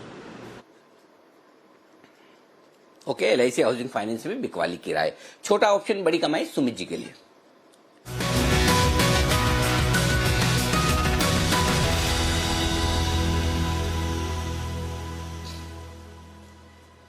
बताएं सर। अनिल जी, स्टॉक का स्ट्रक्चर खराब है, स्टॉक वीक दिख रहा है, पुट लेने का सलाह रहेगा। स्टॉक का नाम है BEL। BEL के अंदर गिरावट है, कंटिन्यूसली दबाव देखने को मिल रहा है लास्ट 5 दिनों से, और आज स्टॉक के अंदर ब्रेकडाउन है। नीचे में लगता है 65 रुपए और फिर शायद 62 रुपए तक के लेवल्स भी इसी हफ्ते में देखने को मिल सकते हैं। तो BEL का बीएल का 70 का पुट लेने का सलाह रहेगा, जो कि 7 रुपए के आसपास अभी चल रहा है। बीएल का 70 का पुट खरीदारी करें, नीचे में 5 रुपए 5.5 रुपए का स्टॉप लॉस लगाएं, और जो 5 रुपए का फॉल मेरे को लगता है इसके अंदर आएगा, ऐसा होने पे इस पुट का वैल्यू ऊपर में 9.5 से 10 रुपए इमीडिएटली और शायद 12 रुपए तक का मूव भी दिखा सकता है। बीएल का 70 का पुट खरीदारी करें 7 रुपए के आसपास, स्टॉप लॉस 5 से 5.5, ऊपर में टारगेट 10 रुपए से लेकर 12 रुपए तक के बीएल के अंदर देखने को मिल सकते हैं 70 के पुट के अंदर। ओके, ये है आपके लिए 470 रुपए 70 रुपए वाला पुट ऑप्शन खरीदना है बीएल में। 7 रुपए के आसपास खरीदिए, 5 रुपए का स्टॉप लॉस, 9.5, 10 और 12, ये 3 टारगेट हैं सुमित जी की तरफ से। वागले साहब, आप भी देना चाहते हैं बीटीएसटी? अनिल जी बिल्कुल, मेरे पास एक बीटीएसटी है। ओके, बिल्कुल वागले साहब के लिए।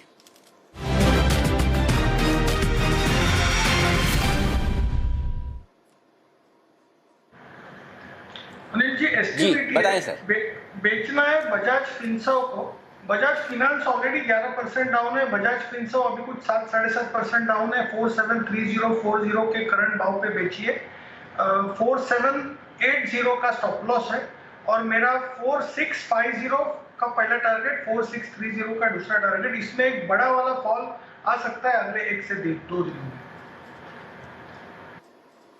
ओके, 4730 के आसपास बिकवाली करनी है आपको बजाज फिनसर्व में।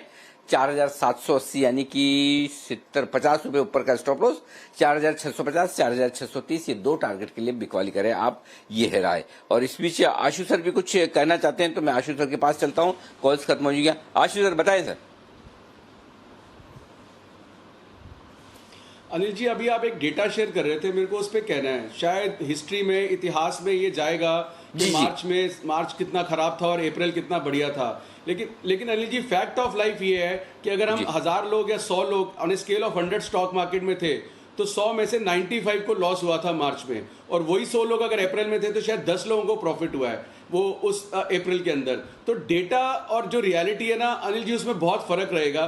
तो इस चीज को ना हमेशा हम मतलब रियलिटी नहीं जान पाएंगे, क्योंकि लोग कटे थे, लोग डरे थे, लोगों की अपनी पोजीशंस कटी थी, लोगों को मतलब किसी ने पीएमएस विड्रॉ किया, किसी ने कुछ तरह से किया, तो उस तरह से अनिल जी बहुत सारे लॉसेज मार्च में हुए हैं। लेकिन उसका शायद 10% भरपाई जो सिलेक्ट लोग थे वो अप्रैल में पूरे कर पाए होंगे, और वो भी वो अनिल जी जिन्होंने अच्छे टाइम पे बेच लिया। आज आप देखिए अनिल जी, 10 दिन लगे हैं 9300 से 9900 आने में, 10 दिन, और एक दिन में 9900 से 9300। तो मैं बार बार एक चीज बोलता था कि patience testing, patience testing, patience testing. ये मार्केट पेशेंस टेस्टिंग की है अनिल जी, और आने वाले टाइम में भी ये पेशेंस टेस्टिंग होगी।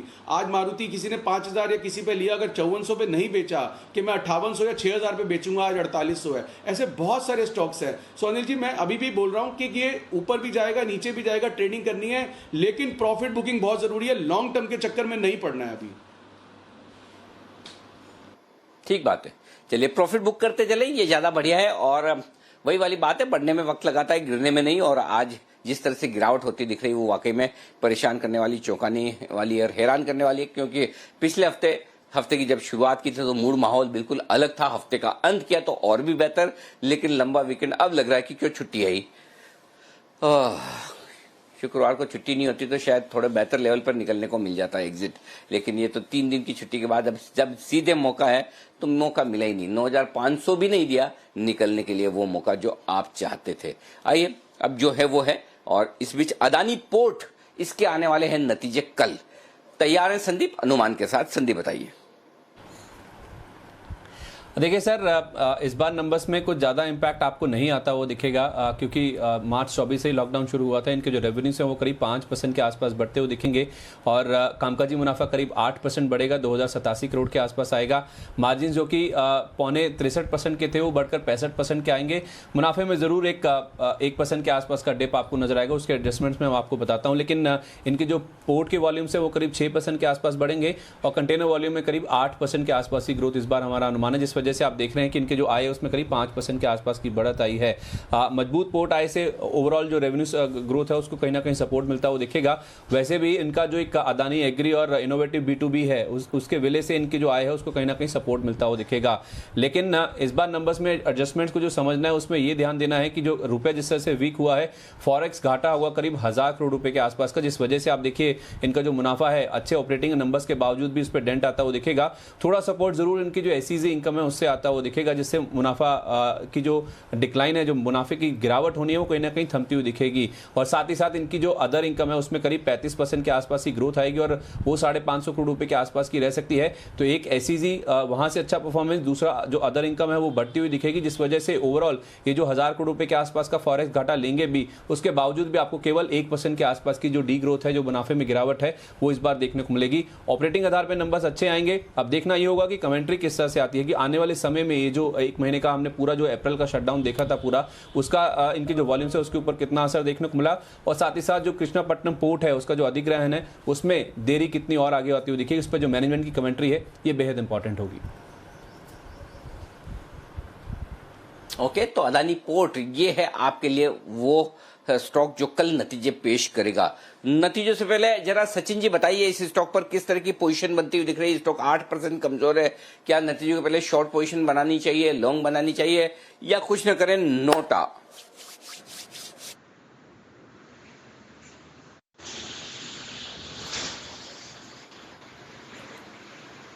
सचिन जी आवाज आ रही है आपको? अनिल जी, यहाँ पर BTST से ज्यादा पोजिशनल एक आइडिया मेरे सामने आ रही है। स्टॉक का नाम है BHEL। अगर हम ओवरऑल इसका डेटा देखें तो पिछले जो एक्सपायरी थी वो काफी म्यूटेड थी, स्टॉक के लिए ज्यादा प्राइस एक्शन नहीं रही थी। बट जिस तरीके से यहाँ पर रोल ओवर्स हुए थे, ज्यादातर रोल ओवर्स लॉन्ग्स पे ही लग रहे थे। एंड एक पिछले 4 हफ्तों के कंसोलिडेशन के बाद एक ब्रेकआउट वॉल्यूम है एंड प्राइस एक्शन भी काफी अच्छी लग रही है। तो मुझे लग रहा है यहाँ पर एक पोजिशनल ट्रेड बन सकता है इस पूरे एक्सपायरी के लिए, जिस तरीके से इसमें एक डेटा प्लेस है। ओवरऑल अगर हम टेक्निकल इंडिकेटर को भी देखें तो वीकली चार्ट्स पे एक पॉजिटिव डाइवर्जेंस एस्टैब्लिश हो चुका है। तो मुझे लग रहा है इसका इफेक्ट इस पर्टिकुलर एक्सपायरी में दिखना चाहिए। तो ऊपर के लेवल्स मुझे लग रहा है अराउंड 29 से 30 इधर तक ये पर्टिकुलर मूव अनफोल्ड होनी चाहिए इस एक्सपायरी में। एंड प्लस मुझे लग रहा है कि 2150 ये थोड़ा सा मैं डी दे रहा हूँ, बट कोई अगर इसे कैश के थ्रू लेना चाहता है तो उनके लिए भी यही वैलिड स्टॉप लॉस होगा। एक पोजिशनल ट्रेड होगा, BHEL आपको खरीदना है 2150 के स्टॉप लॉस के साथ। 29 एक ऐसा लेवल होगा जहां आपको करनी है पोजीशन। ये पर्टिकुलर पोजीशन BTST सिर्फ नहीं है, एक पोजिशनल ट्रेड भी है। और अगर यहाँ पे मोमेंटम मिलता भी है तो इनिशियल मोमेंटम मुझे लग रहा है अराउंड 26 के आसपास स्विंग चाहिए। तो 2 टारगेट दूंगा यहाँ पर 26 और 29 के, एंड स्टॉप लॉस होगा 2150 का। ओके, 21 रुपए 50 पैसे के स्टॉप लॉस के साथ BHEL यहां पर खरीदारी करने की राय है सचिन जी की तरफ से। पोजिशनल, हालांकि सचिन जी मैंने तो आपसे पूछा था अदानी पोर्ट पे, लेकिन आपने सुलभ भेल और आपने अपनी कॉल दे दी। ये काम आपने अच्छा किया, लेकिन आपका काम तो हो गया, मेरा काम हुआ नहीं। अब जरा अदानी पोर्ट के चार्ट देखिए और बताइए क्या अदानी पोर्ट में कल रिजल्ट्स आने वाले, उसके पहले तेजी मंदी कुछ करनी चाहिए या आपका नोटा रहेगा? जब तक आप देखें तब तक हमारे दर्शकों को बता दूं, आप देखें निफ्टी का लो एग्जैक्टली 9266 का है। जो हम कह रहे थे कि 9260-65 के आसपास 2-3 बार क्लोजिंग दी है, वहीं पर एक इंपॉर्टेंट सपोर्ट आ रहा है, तो वहीं से देखिए सपोर्ट लेने की कोशिश कर रहा है। और बैंक निफ्टी भी हम कह रहे थे 19400 19700 बहुत स्ट्रॉन्ग सपोर्ट जोन में घुसा है। तो दीप, जहां स्ट्रॉन्ग सपोर्ट जोन की बात कर रहे थे, अभी तक वहां पर सपोर्ट लेने की कोशिश की जा रही है, तो कोई दिक्कत नहीं यहाँ पर होता हुआ दिख रहा है, सपोर्ट आता हुआ दिख भी रहा है। देखते हैं ये आज ना टूटे तो बेहतर है। हाँ सचिन जी, अदानी पोर्ट तैयार है आपका? जी बिल्कुल। इनफैक्ट लग रहा है यहाँ पर जो 290 का एक काफी था वो पर्टिकुलर स्विंग जिस तरीके से ब्रेक हुआ है एंड जिस तरीके से अभी भी प्राइस एक्शन रही है, मुझे लग रहा है यहाँ से और भी दबाव में नीचे के लेवल्स अराउंड 256 से लेके 261 जोन का जहाँ स्विंग होना चाहिए। हाल फिलहाल इंट्राडे में 262 का ऑलरेडी उसने एक स्विंग बनाया है, बट मुझे लग रहा है और भी दबाव आ सकता है। तो अगर किसी को पोजीशन रखनी, तो मुझे लग रहा है वो शॉर्ट साइड पे रखनी चाहिए, 271 के स्टॉप लॉस के साथ रोल करनी चाहिए, कैरी फॉरवर्ड करनी चाहिए पोजीशन। एंड एक रिव्यू जोन जरूर होगा अराउंड 226 के आसपास का। तो मुझे लग रहा है यहाँ पर शॉर्ट्स अगर किसी के है तो कैरी फॉरवर्ड करनी चाहिए।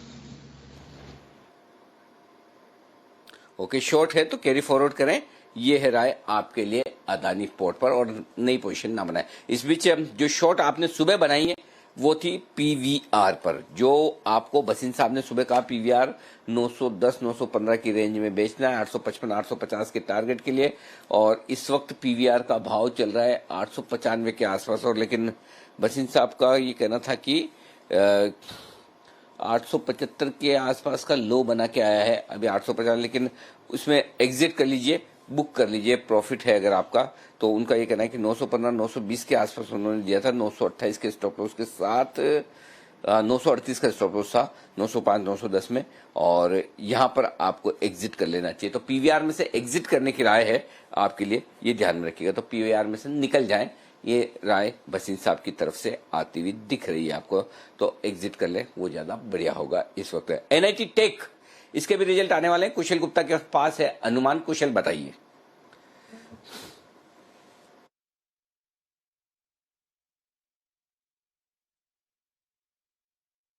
.20 बेसिस है तो 123 करोड़ पर मुनाफा फ्लैट रह सकता है। सब एक्सपेक्ट करके चल रहे हैं। यहाँ पर मेन इंपॉर्टेंट चीज आपको जो नोट करनी है वो है इनका ट्रैवल वर्टिकल, जो करीब इनकी कुल आय का 30% हिस्सा है, और कोविड-19 का जो इम्पैक्ट है वो सबसे ज्यादा इसी वर्टिकल पर पड़ता हुआ नजर आया है।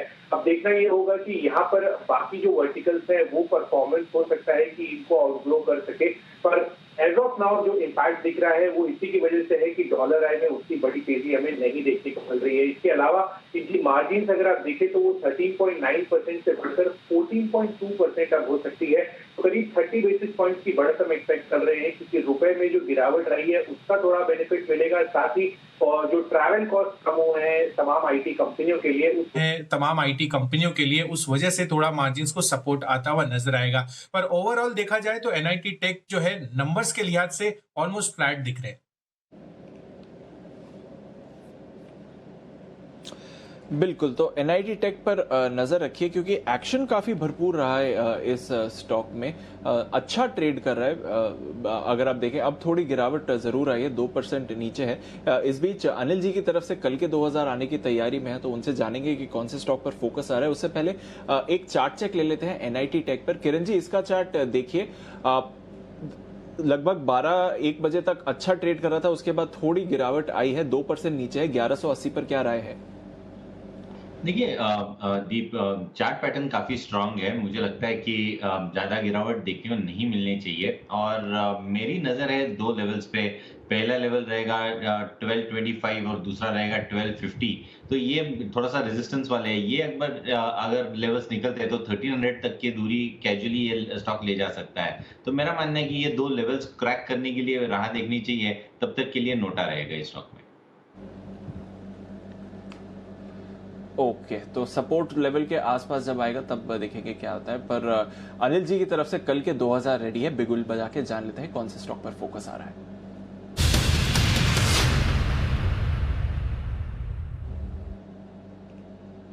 बताएं सर।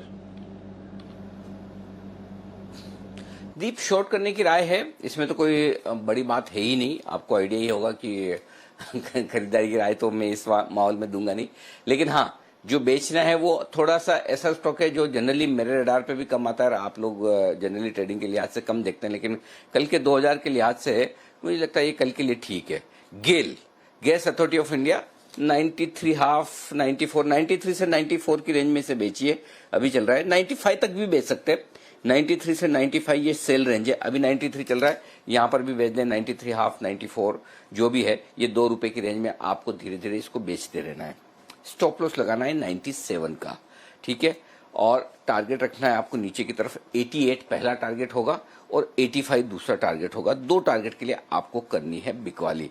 देखिए, सारे तेल कंपनियां, कच्चा तेल इतना नीचे है, लेकिन उसके बावजूद तेल कंपनियों के शेयर नहीं चल रहे, एचपीपी, आईओसी वगैरह। क्यों नहीं चल रहे? क्योंकि डिमांड ही नहीं है। अब आप सोचिए, अगर कच्चे तेल की डिमांड नहीं है, पेट्रोल डीजल की डिमांड नहीं, तो गैस की डिमांड कहां से आएगी? दूसरा ये कि इनके M2M लॉसेस भी आने की पूरी संभावना है, क्योंकि जो अभी से थोड़े वक्त पहले तक गैस के दाम चल रहे थे तो $5 के ऊपर की जो गैस प्राइसेस थी, तो उसमें मार्क टू मार्केट लॉसेस भी आ सकते। तो पहली चीज तो ये कि लॉसेस होंगे। दूसरी चीज ये है कि यहाँ पर डिमांड नहीं है, और तीसरी चीज एक और इंटरेस्टिंग है कि स्टॉक गिरा हुआ नहीं है। सबसे बड़ी बात, मुश्किल से 2-3% नीचे है और दिन के हाई पॉइंट की तरफ है, 95 का हाई आज। तो आपको अच्छे लेवल पर शॉर्ट करने का मौका मिल रहा है, तो मुझे लगता है कि यहाँ पर एक बढ़िया शॉर्ट बन सकता है। यहाँ से 95 तक, आज के हाई तक शॉर्ट करते रहे। 97 के स्टॉप लॉस के साथ यहाँ पर शॉर्ट पोजीशन बनानी चाहिए कल के लिए, 88 और 85 के टारगेट के लिए। और मैं आपको फिर से बोल दूं कि आज के 2000 के मुकाबले में कल के 2000 की पोजीशंस ज्यादा सही होती है। वैसे आज के 2000 की एक पोजीशन भी मैं आपको अपडेट कर दूं, M&M फाइनेंस जो हमने आपको कल दिया, आज सुबह दिया था शॉर्ट करने के लिए, M&M फाइनेंस का मैं एक बार अपडेट भी दे दूं। 157-58 के आसपास चल रहा है, 154 से 158 की रेंज में शॉर्ट करने के लिए कहा था। ये रेंज सही है शॉर्ट करने के लिए, कोई डाउट नहीं। 161 का आपका स्टॉप लॉस होना चाहिए, जो आज भी ट्रिगर नहीं हुआ। आज का हाई 160 रुपए और 45 पैसे, 161 का स्टॉप लॉस है। 150-142 के तक के टारगेट के लिए, 150 का टारगेट वैसे एक बार सुबह हासिल भी हुआ था, 149 रुपए 50 पैसे। और जनरली जब मैं कहता हूं कि पहला टारगेट हासिल हो जाए तो आप अपनी कॉस्ट का स्टॉप लॉस कर लें, कर लिया तो ठीक है। नीचे में काटा तो वापस ऊपर में आप बेच सकते हैं। स्टॉप लॉस स्ट्रिक्टली फॉलो करिएगा 161 का, ये मेरी राय है। और गेल एक और स्टॉक है जहां पर आप अपनी शॉर्ट पोजीशन बनाकर चल सकते हैं। दीप। बिल्कुल, तो एनबीएफसीज पर तो दबाव है। M&M की शॉर्ट, अगर आपका टारगेट आ गया, आपने स्टॉप लॉस मूव कर लिया तो ठीक है, वरना आप फ्रेश शॉर्ट भी M&M पर इनिशिएट कर सकते हैं इस समय। और साथ ही गैस अथॉरिटी ऑफ इंडिया गेल, इस पर अब बिकवाली की राय आती हुई दिख रही है, तो वो भी प्रेशर में आपको दिख रहा है। 3.5% नीचे, यानी कि जो बाकी 10% गिर रहे हैं स्टॉक उस हिसाब से कम है, तो थोड़ा आप मान सकते हैं कि मजबूत स्टॉक पर बिकवाली की राय आ रही है। कुछ ही देर में अनिल जी अपनी फाइनल स्ट्रैटेजी भी देंगे, उससे पहले कुछ और स्टॉक्स पर बात कर लेते हैं। कुणाल जी, DLF का चार्ट देखिए, अभी थोड़ी देर पहले मैं उसको देख रहा था, 135-133 पर आ गया है, ये भी 10% गिर चुका है। यहां से और गिरने की संभावना है DLF में? देखिए, चार्ट कमज़ोर है दीपांशु, कोई डाउट नहीं है। केवल एक सेविंग ग्रेस ये है कि मौजूदा स्तरों के आसपास एक सपोर्ट है, और ये सपोर्ट अगर आप एग्जैक्ट लेवल देखें तो 128 रुपए के आसपास है। अभी 133 का भाव है, तो मुझे लगता है कि इन स्तरों पर नया शॉर्ट नहीं करना चाहिए। 128 टूट जाए तभी नया शॉर्ट करें। 128 का सपोर्ट अगर DLF तोड़ देगा तो फिर से जो भी रिसेंट लोज लगे थे मार्च में, जिसमें कि स्टॉक लगभग 115-16 के लेवल्स तक आया था, मुझे लगता है वो लेवल्स आते हुए दिखेंगे। तो 128 के नीचे नया शॉर्ट खोलने की मेरी राय है। इसके नीचे नया शॉट आपको खोलना चाहिए। इस बीच हम थोड़ी देर पहले ICICI बैंक की बात कर रहे थे, अब टॉप लूजर है। सर्किट बिल खुलने के बाद और गिरावट है, 335 पर आ गया है। HDFC लिमिटेड में सर्किट खुलने के बाद और गिरावट है, 10.5% इस समय वो भी नीचे है। तो फाइनेंशियल स्टॉक्स में आज सबसे ज्यादा बिकवाली आ रही है और उसका दबाव आप देख भी रहे हैं। इसके अलावा HUL नतीजों के दम पर ये स्टॉक भी अब 5.5% नीचे है। तो दिग्गज शेयरों की अगर बात करें तो HUL में भी आपको काफी तेज गिरावट देखने को मिल रही है। 2075 के आसपास। सचिन जी, HUL का चार्ट देखिए, क्या यहाँ पर कोई सपोर्ट दिखता है या फिर 2000 के नीचे जाएगा? दीपांशु, इनफैक्ट जिस तरीके से ये स्विंग हुआ है अपने 200 डे एक्सपोनेंशियल मूविंग एवरेज के काफी नजदीक आ रहा है, जो प्लेस्ड है अराउंड 2050 के आसपास। तो मुझे लग रहा है यहाँ पर इमीडिएटली अगर किसी की शॉर्ट पोजीशन है तो मुझे लग रहा है यहाँ पर ट्रेलिंग स्टॉप लॉस जरूर लगाना चाहिए। ट्रेलिंग स्टॉप लॉस के लिहाज से मुझे लग रहा है 2095 ये एक ट्रेलिंग स्टॉप लॉस होगा। बट डेफिनेटली स्टॉक एक बार रिव्यू करना चाहिए, जैसे ही वो 2000 के नजदीक आ जाता है वैसे वहां पर कहीं जाकर ये पर्टिकुलर जो मूव अनफोल्ड हुई थी 1700 से लेके 2500 तक की, उसकी रिट्रेसमेंट सपोर्ट एरिया वहां पर प्लेस है। तो डेफिनेटली वहां पर एक बार मुनाफा बांधने की सलाह होगी। बट फिलहाल अगर किसी की शॉर्ट पोजीशन तो कंटिन्यू कीजिए 2095 के स्टॉप लॉस के साथ। बट के पास जैसे ही आ जाता है वहां पर रिव्यू कीजिए। इस बीच जो एक खबर आती दिख रही है वो ये कि सरकार राहत पैकेज पर विचार कर रही है और उसके कई विकल्पों पर विचार कर रही है। ये खबर अभी आपकी स्क्रीन पर फ्लैश होती हुई दिखी है, लेकिन मैं बता दूं ये खबर कोजेंसिस के हवाले से आती हुई दिख रही है। ये खबर हमारी अपनी नहीं है, हमारे सोर्सेज की नहीं, कोजेंसिस जो न्यूज एजेंसीज हैं वायर से, उनके हवाले से। क्योंकि आज सुबह भी मैं कह रहा था कि लगातार आपने पिछले एक महीने में कई बार कई जगह ये सुना है कि पैकेज आ रहा है, पैकेज आ रहा है, लेकिन हमारा ये कहना था पैकेज तब होगा जब लॉकडाउन खुलता हुआ नजर आएगा। तो अभी तक हमने हर बार पैकेज आने की खबरों का खंडन किया, लेकिन अगर किसी भी न्यूज एजेंसीज की तरफ से या कहीं से अगर खबर आ रही तो वो हम आपको बता रहे हैं। कोजेंसीज के हवाले से ये खबर है, सरकार का कई विकल्पों पर विचार चल रहा है राहत पैकेज लाने के लिहाज से सरकार सोच रही है कि किस तरह का राहत पैकेज लाया जा सकता है, और इसका ऐलान इस हफ्ते या अगले हफ्ते हो सकता है। अगले हफ्ते का मतलब हो गया, आप सोचिए ना। हाँ, तो बिल्कुल ठीक बात है कि लगभग वही 15 मई के आसपास, 14-15 मई के आसपास जब आपका वक्त आएगा तो वहाँ पर हो सकता है आपको ये पैकेज आता हुआ दिखे। तो पैकेज को लेकर सरकार विचार करिए, अगले हफ्ते या इस हफ्ते के अंत तक राहत पैकेज आ सकता है। ये कोजेंसिस के हवाले से खबर है, इस खबर पर आप नज़र रखिएगा। ये आती हुई खबर दिख रही है इस वक्त। तो एक खबर जो कोजेंसिस के हवाले से आती हुई दिख रही, इंपॉर्टेंट खबर है, तो हमने सोचा कि एक बार आपको बता दिया जाए। लेकिन कब आएगी भगवान जाने, और आएगी तो कितनी बड़ी पैकेज आएगी, और कितनी बड़ी पैकेज आने के बाद मार्केट का रिएक्शन क्या होगा ये देखना होगा इस वक्त। तो ये दीप इस वक्त की बड़ी खबर कि पैकेज इस हफ्ते के अंत या अगले हफ्ते तक आ सकता है, और ये कोजेंसिस की खबर है, ये ध्यान में रखिए। न्यूज एजेंसीज की खबर हम आपको बता दें। बिल्कुल सर, तो नज़र रहेगी जहाँ तक इसका सवाल है। हम तो आपको बार बार बता ही रहे थे कि पिछले हफ्ते तो पैकेज आने की संभावना नहीं थी और ऐसा हुआ। अब देखते हैं कि इस हफ्ते क्या एक्शन रहेगा इस पर। बाजार की नज़र ज़रूर बनी रहेगी जहाँ तक पैकेज का सवाल है। इस बीच कुछ और स्टॉक्स देख लेते हैं जहाँ पर आपको भरपूर एक्शन दिख रहा है। जी अनिल जी। नहीं, बिल्कुल आप कैरी करिए, बिल्कुल। मैं यही खबर पढ़ रहा था और ये खबर आपको बता चुका हूं, तो बस अब आगे आप देखिए। हाँ जी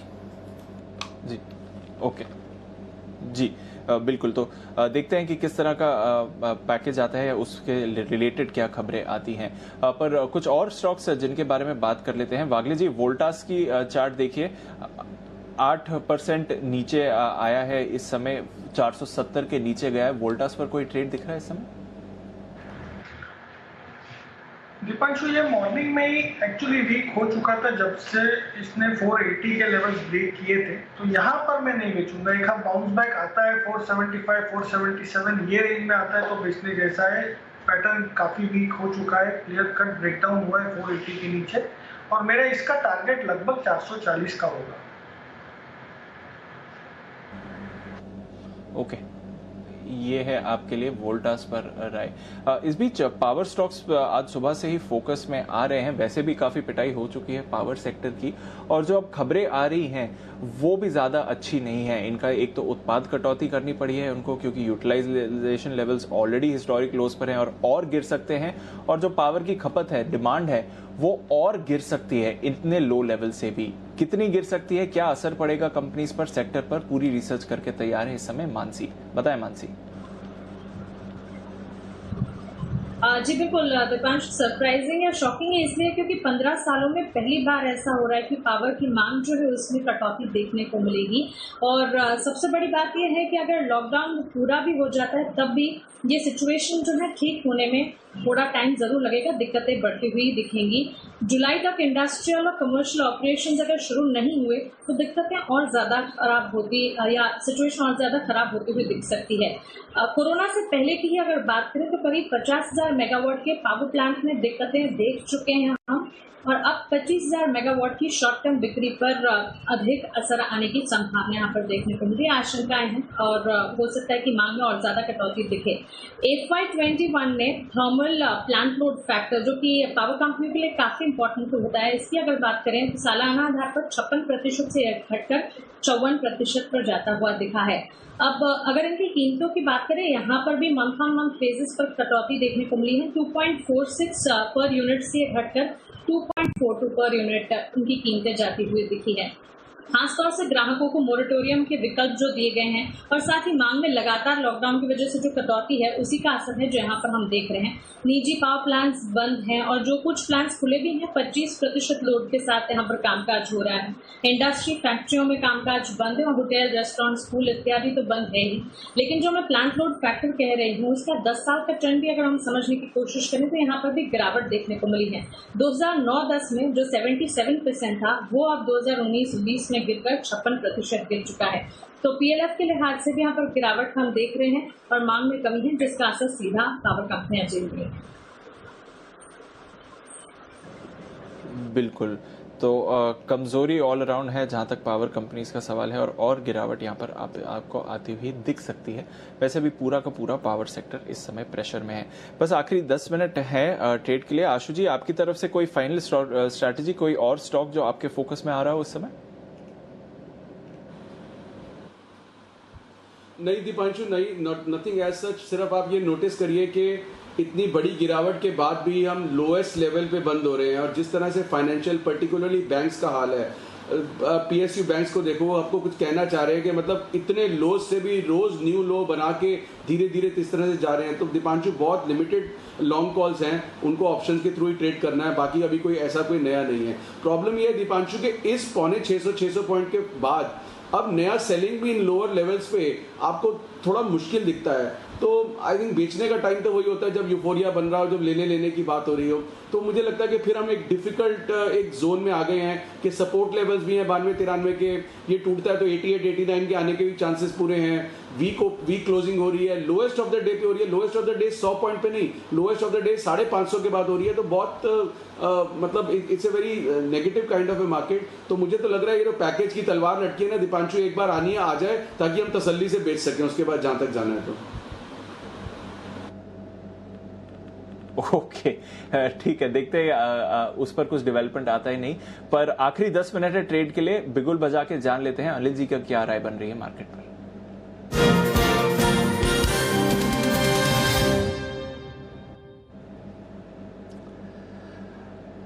अनिल जी, ग्लोबल एक्शन में ज्यादा बदलाव नहीं है, हल्की सी रिकवरी है डाउ फ्यूचर्स में निचले स्तरों से 30 अंकों की, तो कुछ ज्यादा आप चेंज नहीं कह सकते, अभी भी 300 अंक नीचे ही हैं जहां तक डाउ फ्यूचर्स का सवाल है। यूरोप के बाजार अब और बिकवाली बढ़ गई है, तो 4% नीचे आपको यूरोप के बाजार भी दिखेंगे। तो कुछ ज्यादा बदलाव नहीं हुआ है ग्लोबल मार्केट्स के एक्शन में सर, दबाव बना हुआ है वहां पर भी। दीप, जहां बाजार बंद हो रहे हैं ना, ये बेहद इंटरेस्टिंग है। देखिए, आपको मैं सुबह भी बोल रहा था कि 9200 9275 वो रेंज है जो स्ट्रॉन्ग सपोर्ट जोन है, और 9260-65 की हम बार बार बात कर रहे थे, और 9266 का लो बनाया है। मेक और ब्रेक लेवल पर बंद हो रहे हैं बाजार, ठीक है। यहां से कमजोर भी हो सकते हैं 200-250 पॉइंट, एकदम ऐसे लेवल पर बंद हो रहे हैं कि यहां से टूटे तो, और अगर रिकवर होना है तो रिकवर होने के लिए जगह भी यहां ठीक है। एक अच्छा करेक्शन आपका 9900 लगभग हाई बनाया, 9300 यानी कि लगभग 600-650 पॉइंट का आ गया। तो करेक्शन भी करना है तो यहां पर करेक्शन आप ब्रॉडली पूरा भी करते हैं, 1/3 करेक्शन आपका पूरा हो जाता है। आप 2000 पॉइंट नॉन स्टॉप बढ़े, 600 पॉइंट 650 पॉइंट दे दिया, 1/3 करेक्शन एक तरह से आ गया। तो इस लिहाज से मैं ये कहूंगा कि निफ्टी पर आप न्यूट्रल पोजीशन के साथ जाए। पहली चीज, खरीदने की हिम्मत तो है नहीं इस तरह के बाजार में, और जिस तरह से डाउ फ्यूचर्स भी नीचे है तो खरीदने की हिम्मत नहीं है। फिर भी कोई शूरवीर है तो वो 9500 का कॉल ऑप्शन खरीद कर जाए। अगर किसी को लेना ही, तो मेरी राय नहीं है, लेना ही चाहे तो कोई ऑप्शन के जरिए करे। दूसरा, जिनकी मंदी की पोजीशन है उन्हें 2 काम करने चाहिए, या तो वो अपना जो फ्यूचर शॉर्ट है वो प्रॉफिट बुक कर ले और कॉल में शिफ्ट हो जाए, या फिर जीरो करके चले। एक बार वापस अगर आपको ऊपर मौका मिले तो बढ़िया, नहीं मिले और आपको लगता है नहीं मुझे अपनी मंदी की पोजीशन नहीं छोड़नी है, तो भी कोई दिक्कत नहीं। 9500, 9550, 9550 आपका प्रिसाइज स्टॉप लॉस से 250 पॉइंट दूर है।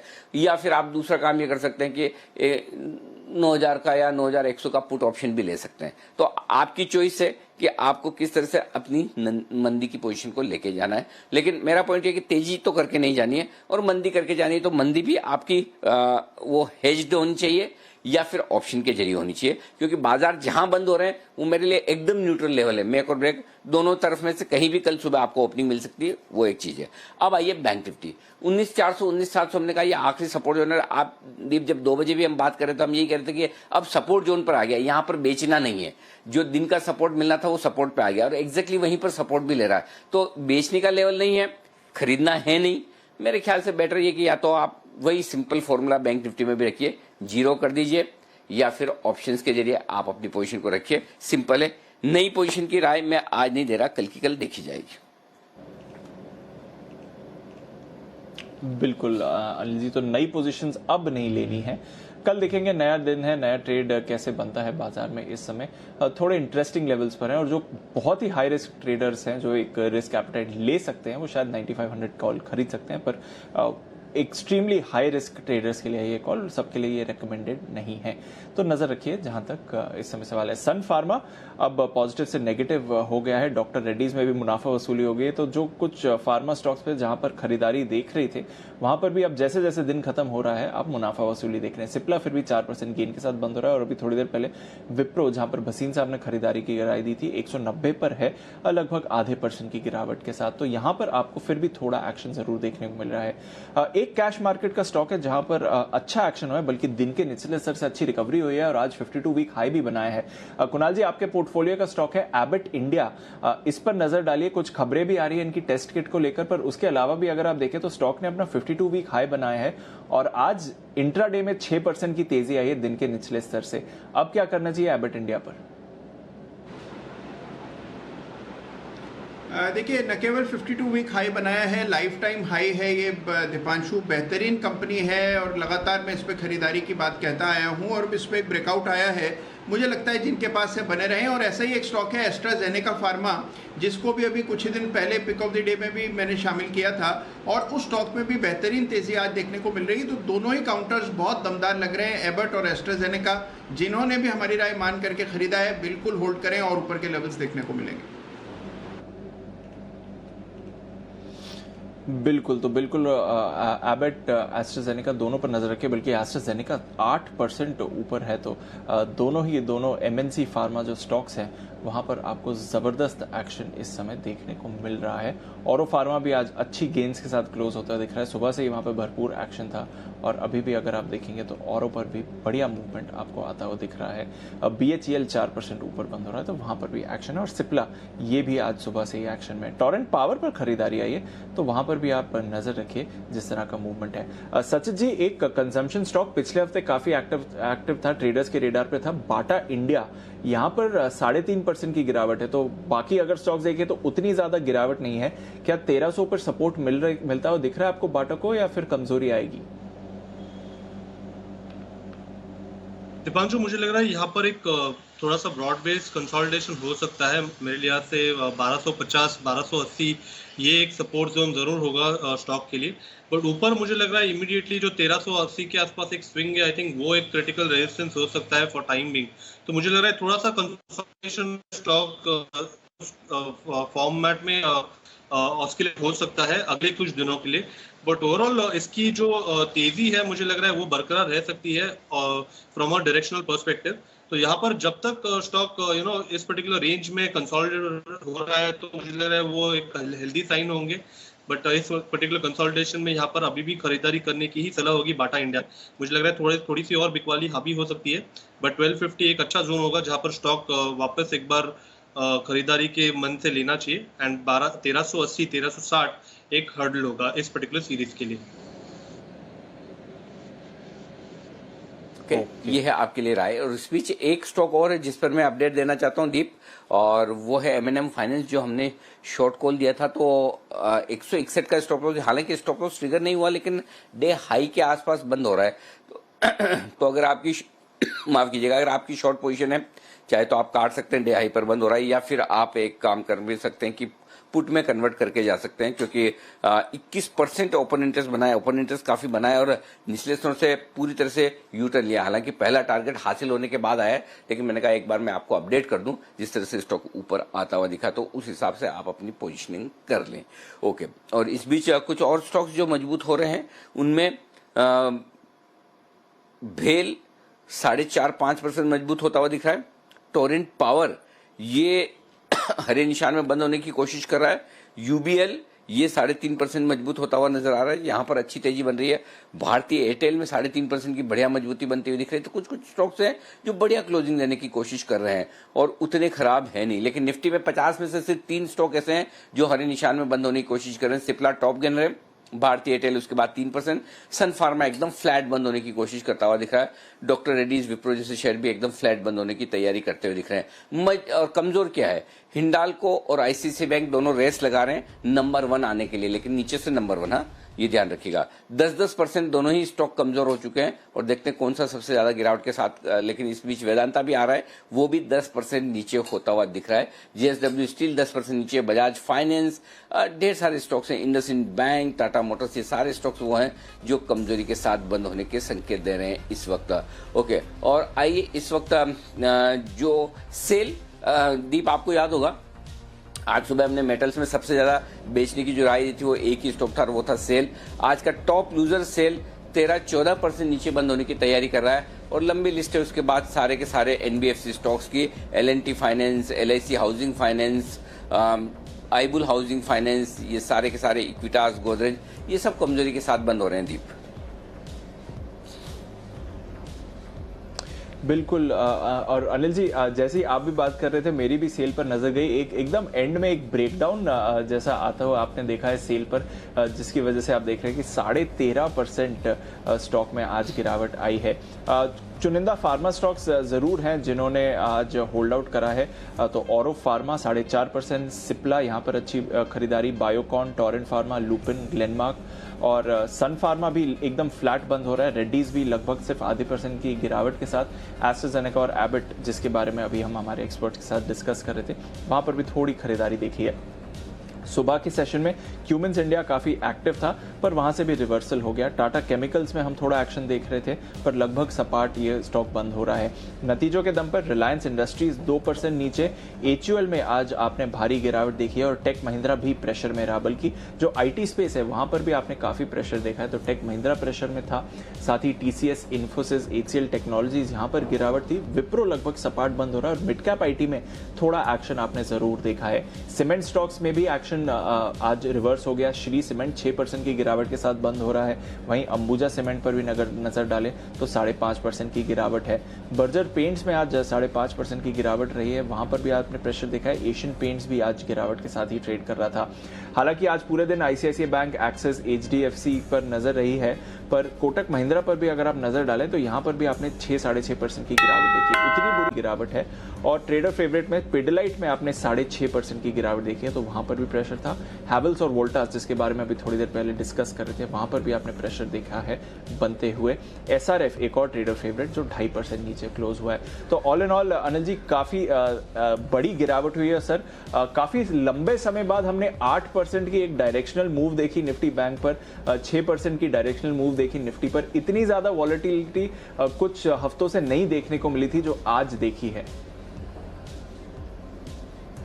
7 अप्रैल या 9 अप्रैल के बाद की सबसे बड़ी गिरावट, सबसे बड़ा मूव एक तरह से आप कह सकते हैं जो आया है बाजार में, क्योंकि मार्च के आखिरी हफ्ते में 23-24 मार्च में माफ कीजिएगा दीप, वहां पर हमने लो बनाया था और उस हफ्ते में उन 10-12 दिनों में काफी बड़े मूव आते हुए दिखे थे, लेकिन उसके बाद हम थोड़े धीमे धीमे ठंडे हो गए। अप्रैल का महीना इतना उतार चढ़ाव भरा नहीं रहा, धीमे धीमे शांति होती थी। आप विक्स देखिए, आज दोपहर में जब मैं देख रहा था विक्स लगभग 25% बढ़कर आया है। तो आज सुबह हम यही बात कर रहे थे कि पुट कॉल रेशियो 1.89, जी नहीं, इतने हैवी पुट कॉल रेशियो के साथ आप सीरीज की शुरुआत कैसे कर सकते हैं। और आज इसीलिए मैंने वायदा कारोबार के संकेत नेगेटिव भी दिए थे। दूसरी चीज आप देखिए, विक्स मैंने कहा फ्लैट बंद हुआ था, विक्स बढ़ना ही बढ़ना है और विक्स में इतनी तेज बढ़त आपको आती हुई दिखी, तो विक्स भी आपको साफ तौर पर इशारा कर रहा है कि इतनी खामोशी ठीक नहीं है। 9305 पर निफ्टी बंद हुआ है, लेकिन मेरे ख्याल से एडजस्ट होने के बाद थोड़ा नीचे आएगा 9300 के नीचे। 19813 पर बैंक निफ्टी बंद हुआ है, लेकिन यह भी एडजस्ट होने के बाद 19700 के आसपास आना चाहिए, इतना ऊपर शायद क्लोज ना हो।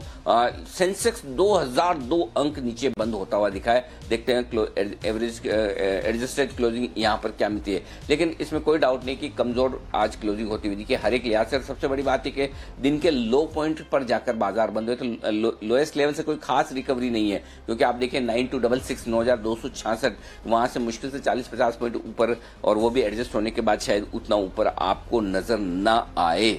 ये है आपके लिए साफ तौर पर आज क्लोजिंग बेसिस पर जो एक्शन आपको नजर आ रहा है। तो बेहद कमजोर क्लोजिंग और सबसे ज्यादा मूड बिगाड़ने का काम किया बैंक्स और NBFC ने। फाइनेंशियल शेयरों में बड़ी दिक्कत है, मेटल्स ने मूड बिगाड़ा है ग्लोबल मार्केट्स के साथ, वो तो होना ही था। लेकिन आइए बाजार बंद होने के बाद का एक्शन आपको बता दूं। आज शाम 6 बजे आपको एक स्पेशल शो देखने को मिलेगा। आज से लॉकडाउन में कई सारी रियायतें मिल रही है, कई सारी छूट मिल रही है, जिसकी मांग काफी लंबे समय से हो रही थी। लेकिन एक बात अच्छे से समझ लिए, छूट का मतलब ये नहीं कि कोरोना संकट खत्म हो गया है। कोरोना संकट में संकट के साथ हमें सावधानी रखते हुए जिंदगी कैसे चलानी है, ये है छूट का मतलब। अब और ज्यादा सावधान रहने की जरूरत है, क्योंकि आप बाहर भी निकलेंगे, काम भी करेंगे और कोरोना भी है। अगर सावधानी आप नहीं करेंगे तो आप अपनी जिंदगी को खतरे में डाल रहे हैं। और इसी पे आज शाम को 6 बजे होगी हमारी खास चर्चा। शो का नाम है मर्जी है आपकी, आखिर जिंदगी है आपकी, लॉकडाउन 3.0।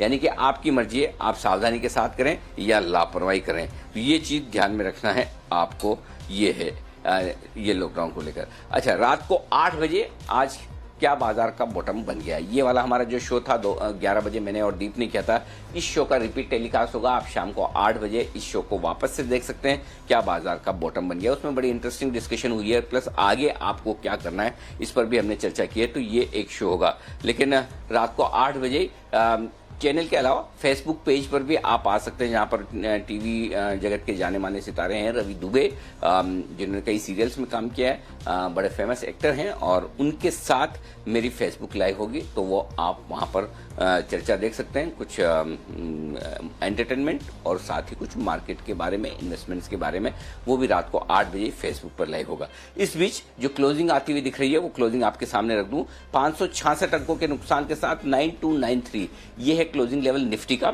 और बैंक निफ्टी का क्लोजिंग लेवल आया है 19,743, 1790 अंकों के नुकसान के साथ। और सेंसेक्स का अभी तक मेरे पास प्रोविजनल क्लोजिंग है, फाइनल क्लोजिंग आने की अभी हम इंतजार कर रहे हैं। आइए, हमारे एक्सपर्ट्स हमारे साथ हैं, उनसे लेंगे हम विदा। कुणाल जी, राकेश जी और वागले साहब, आप तीनों का शुक्रिया। शुक्रिया सुमित जी का भी, सच्चिदानंद उत्तेकर का भी, और साथ ही आशु सर का भी बहुत बहुत धन्यवाद आज क्लोजिंग शो में हमारे साथ जुड़कर अपनी राय देने के लिए। किरण जी का भी बहुत बहुत शुक्रिया हम वक्त निकालने के लिए। तो सारे एक्सपर्ट्स का बहुत बहुत धन्यवाद। सेशन बड़ा मुश्किल भरा था, रिलीफ रैली 3:30 बजे ही आई है कुल मिलाकर बाजार बंद होने के बाद, नहीं तो 3:30 बजे तक कहीं कोई रिलीफ नहीं मिली। अब रिलीफ है थोड़ी सी, लेकिन चलिए उम्मीद करते हैं कल का सेशन बेहतर हो। इसी उम्मीद के साथ आप सबसे लेंगे विदा। बहुत बहुत शुक्रिया। दीप, आपका भी शुक्रिया।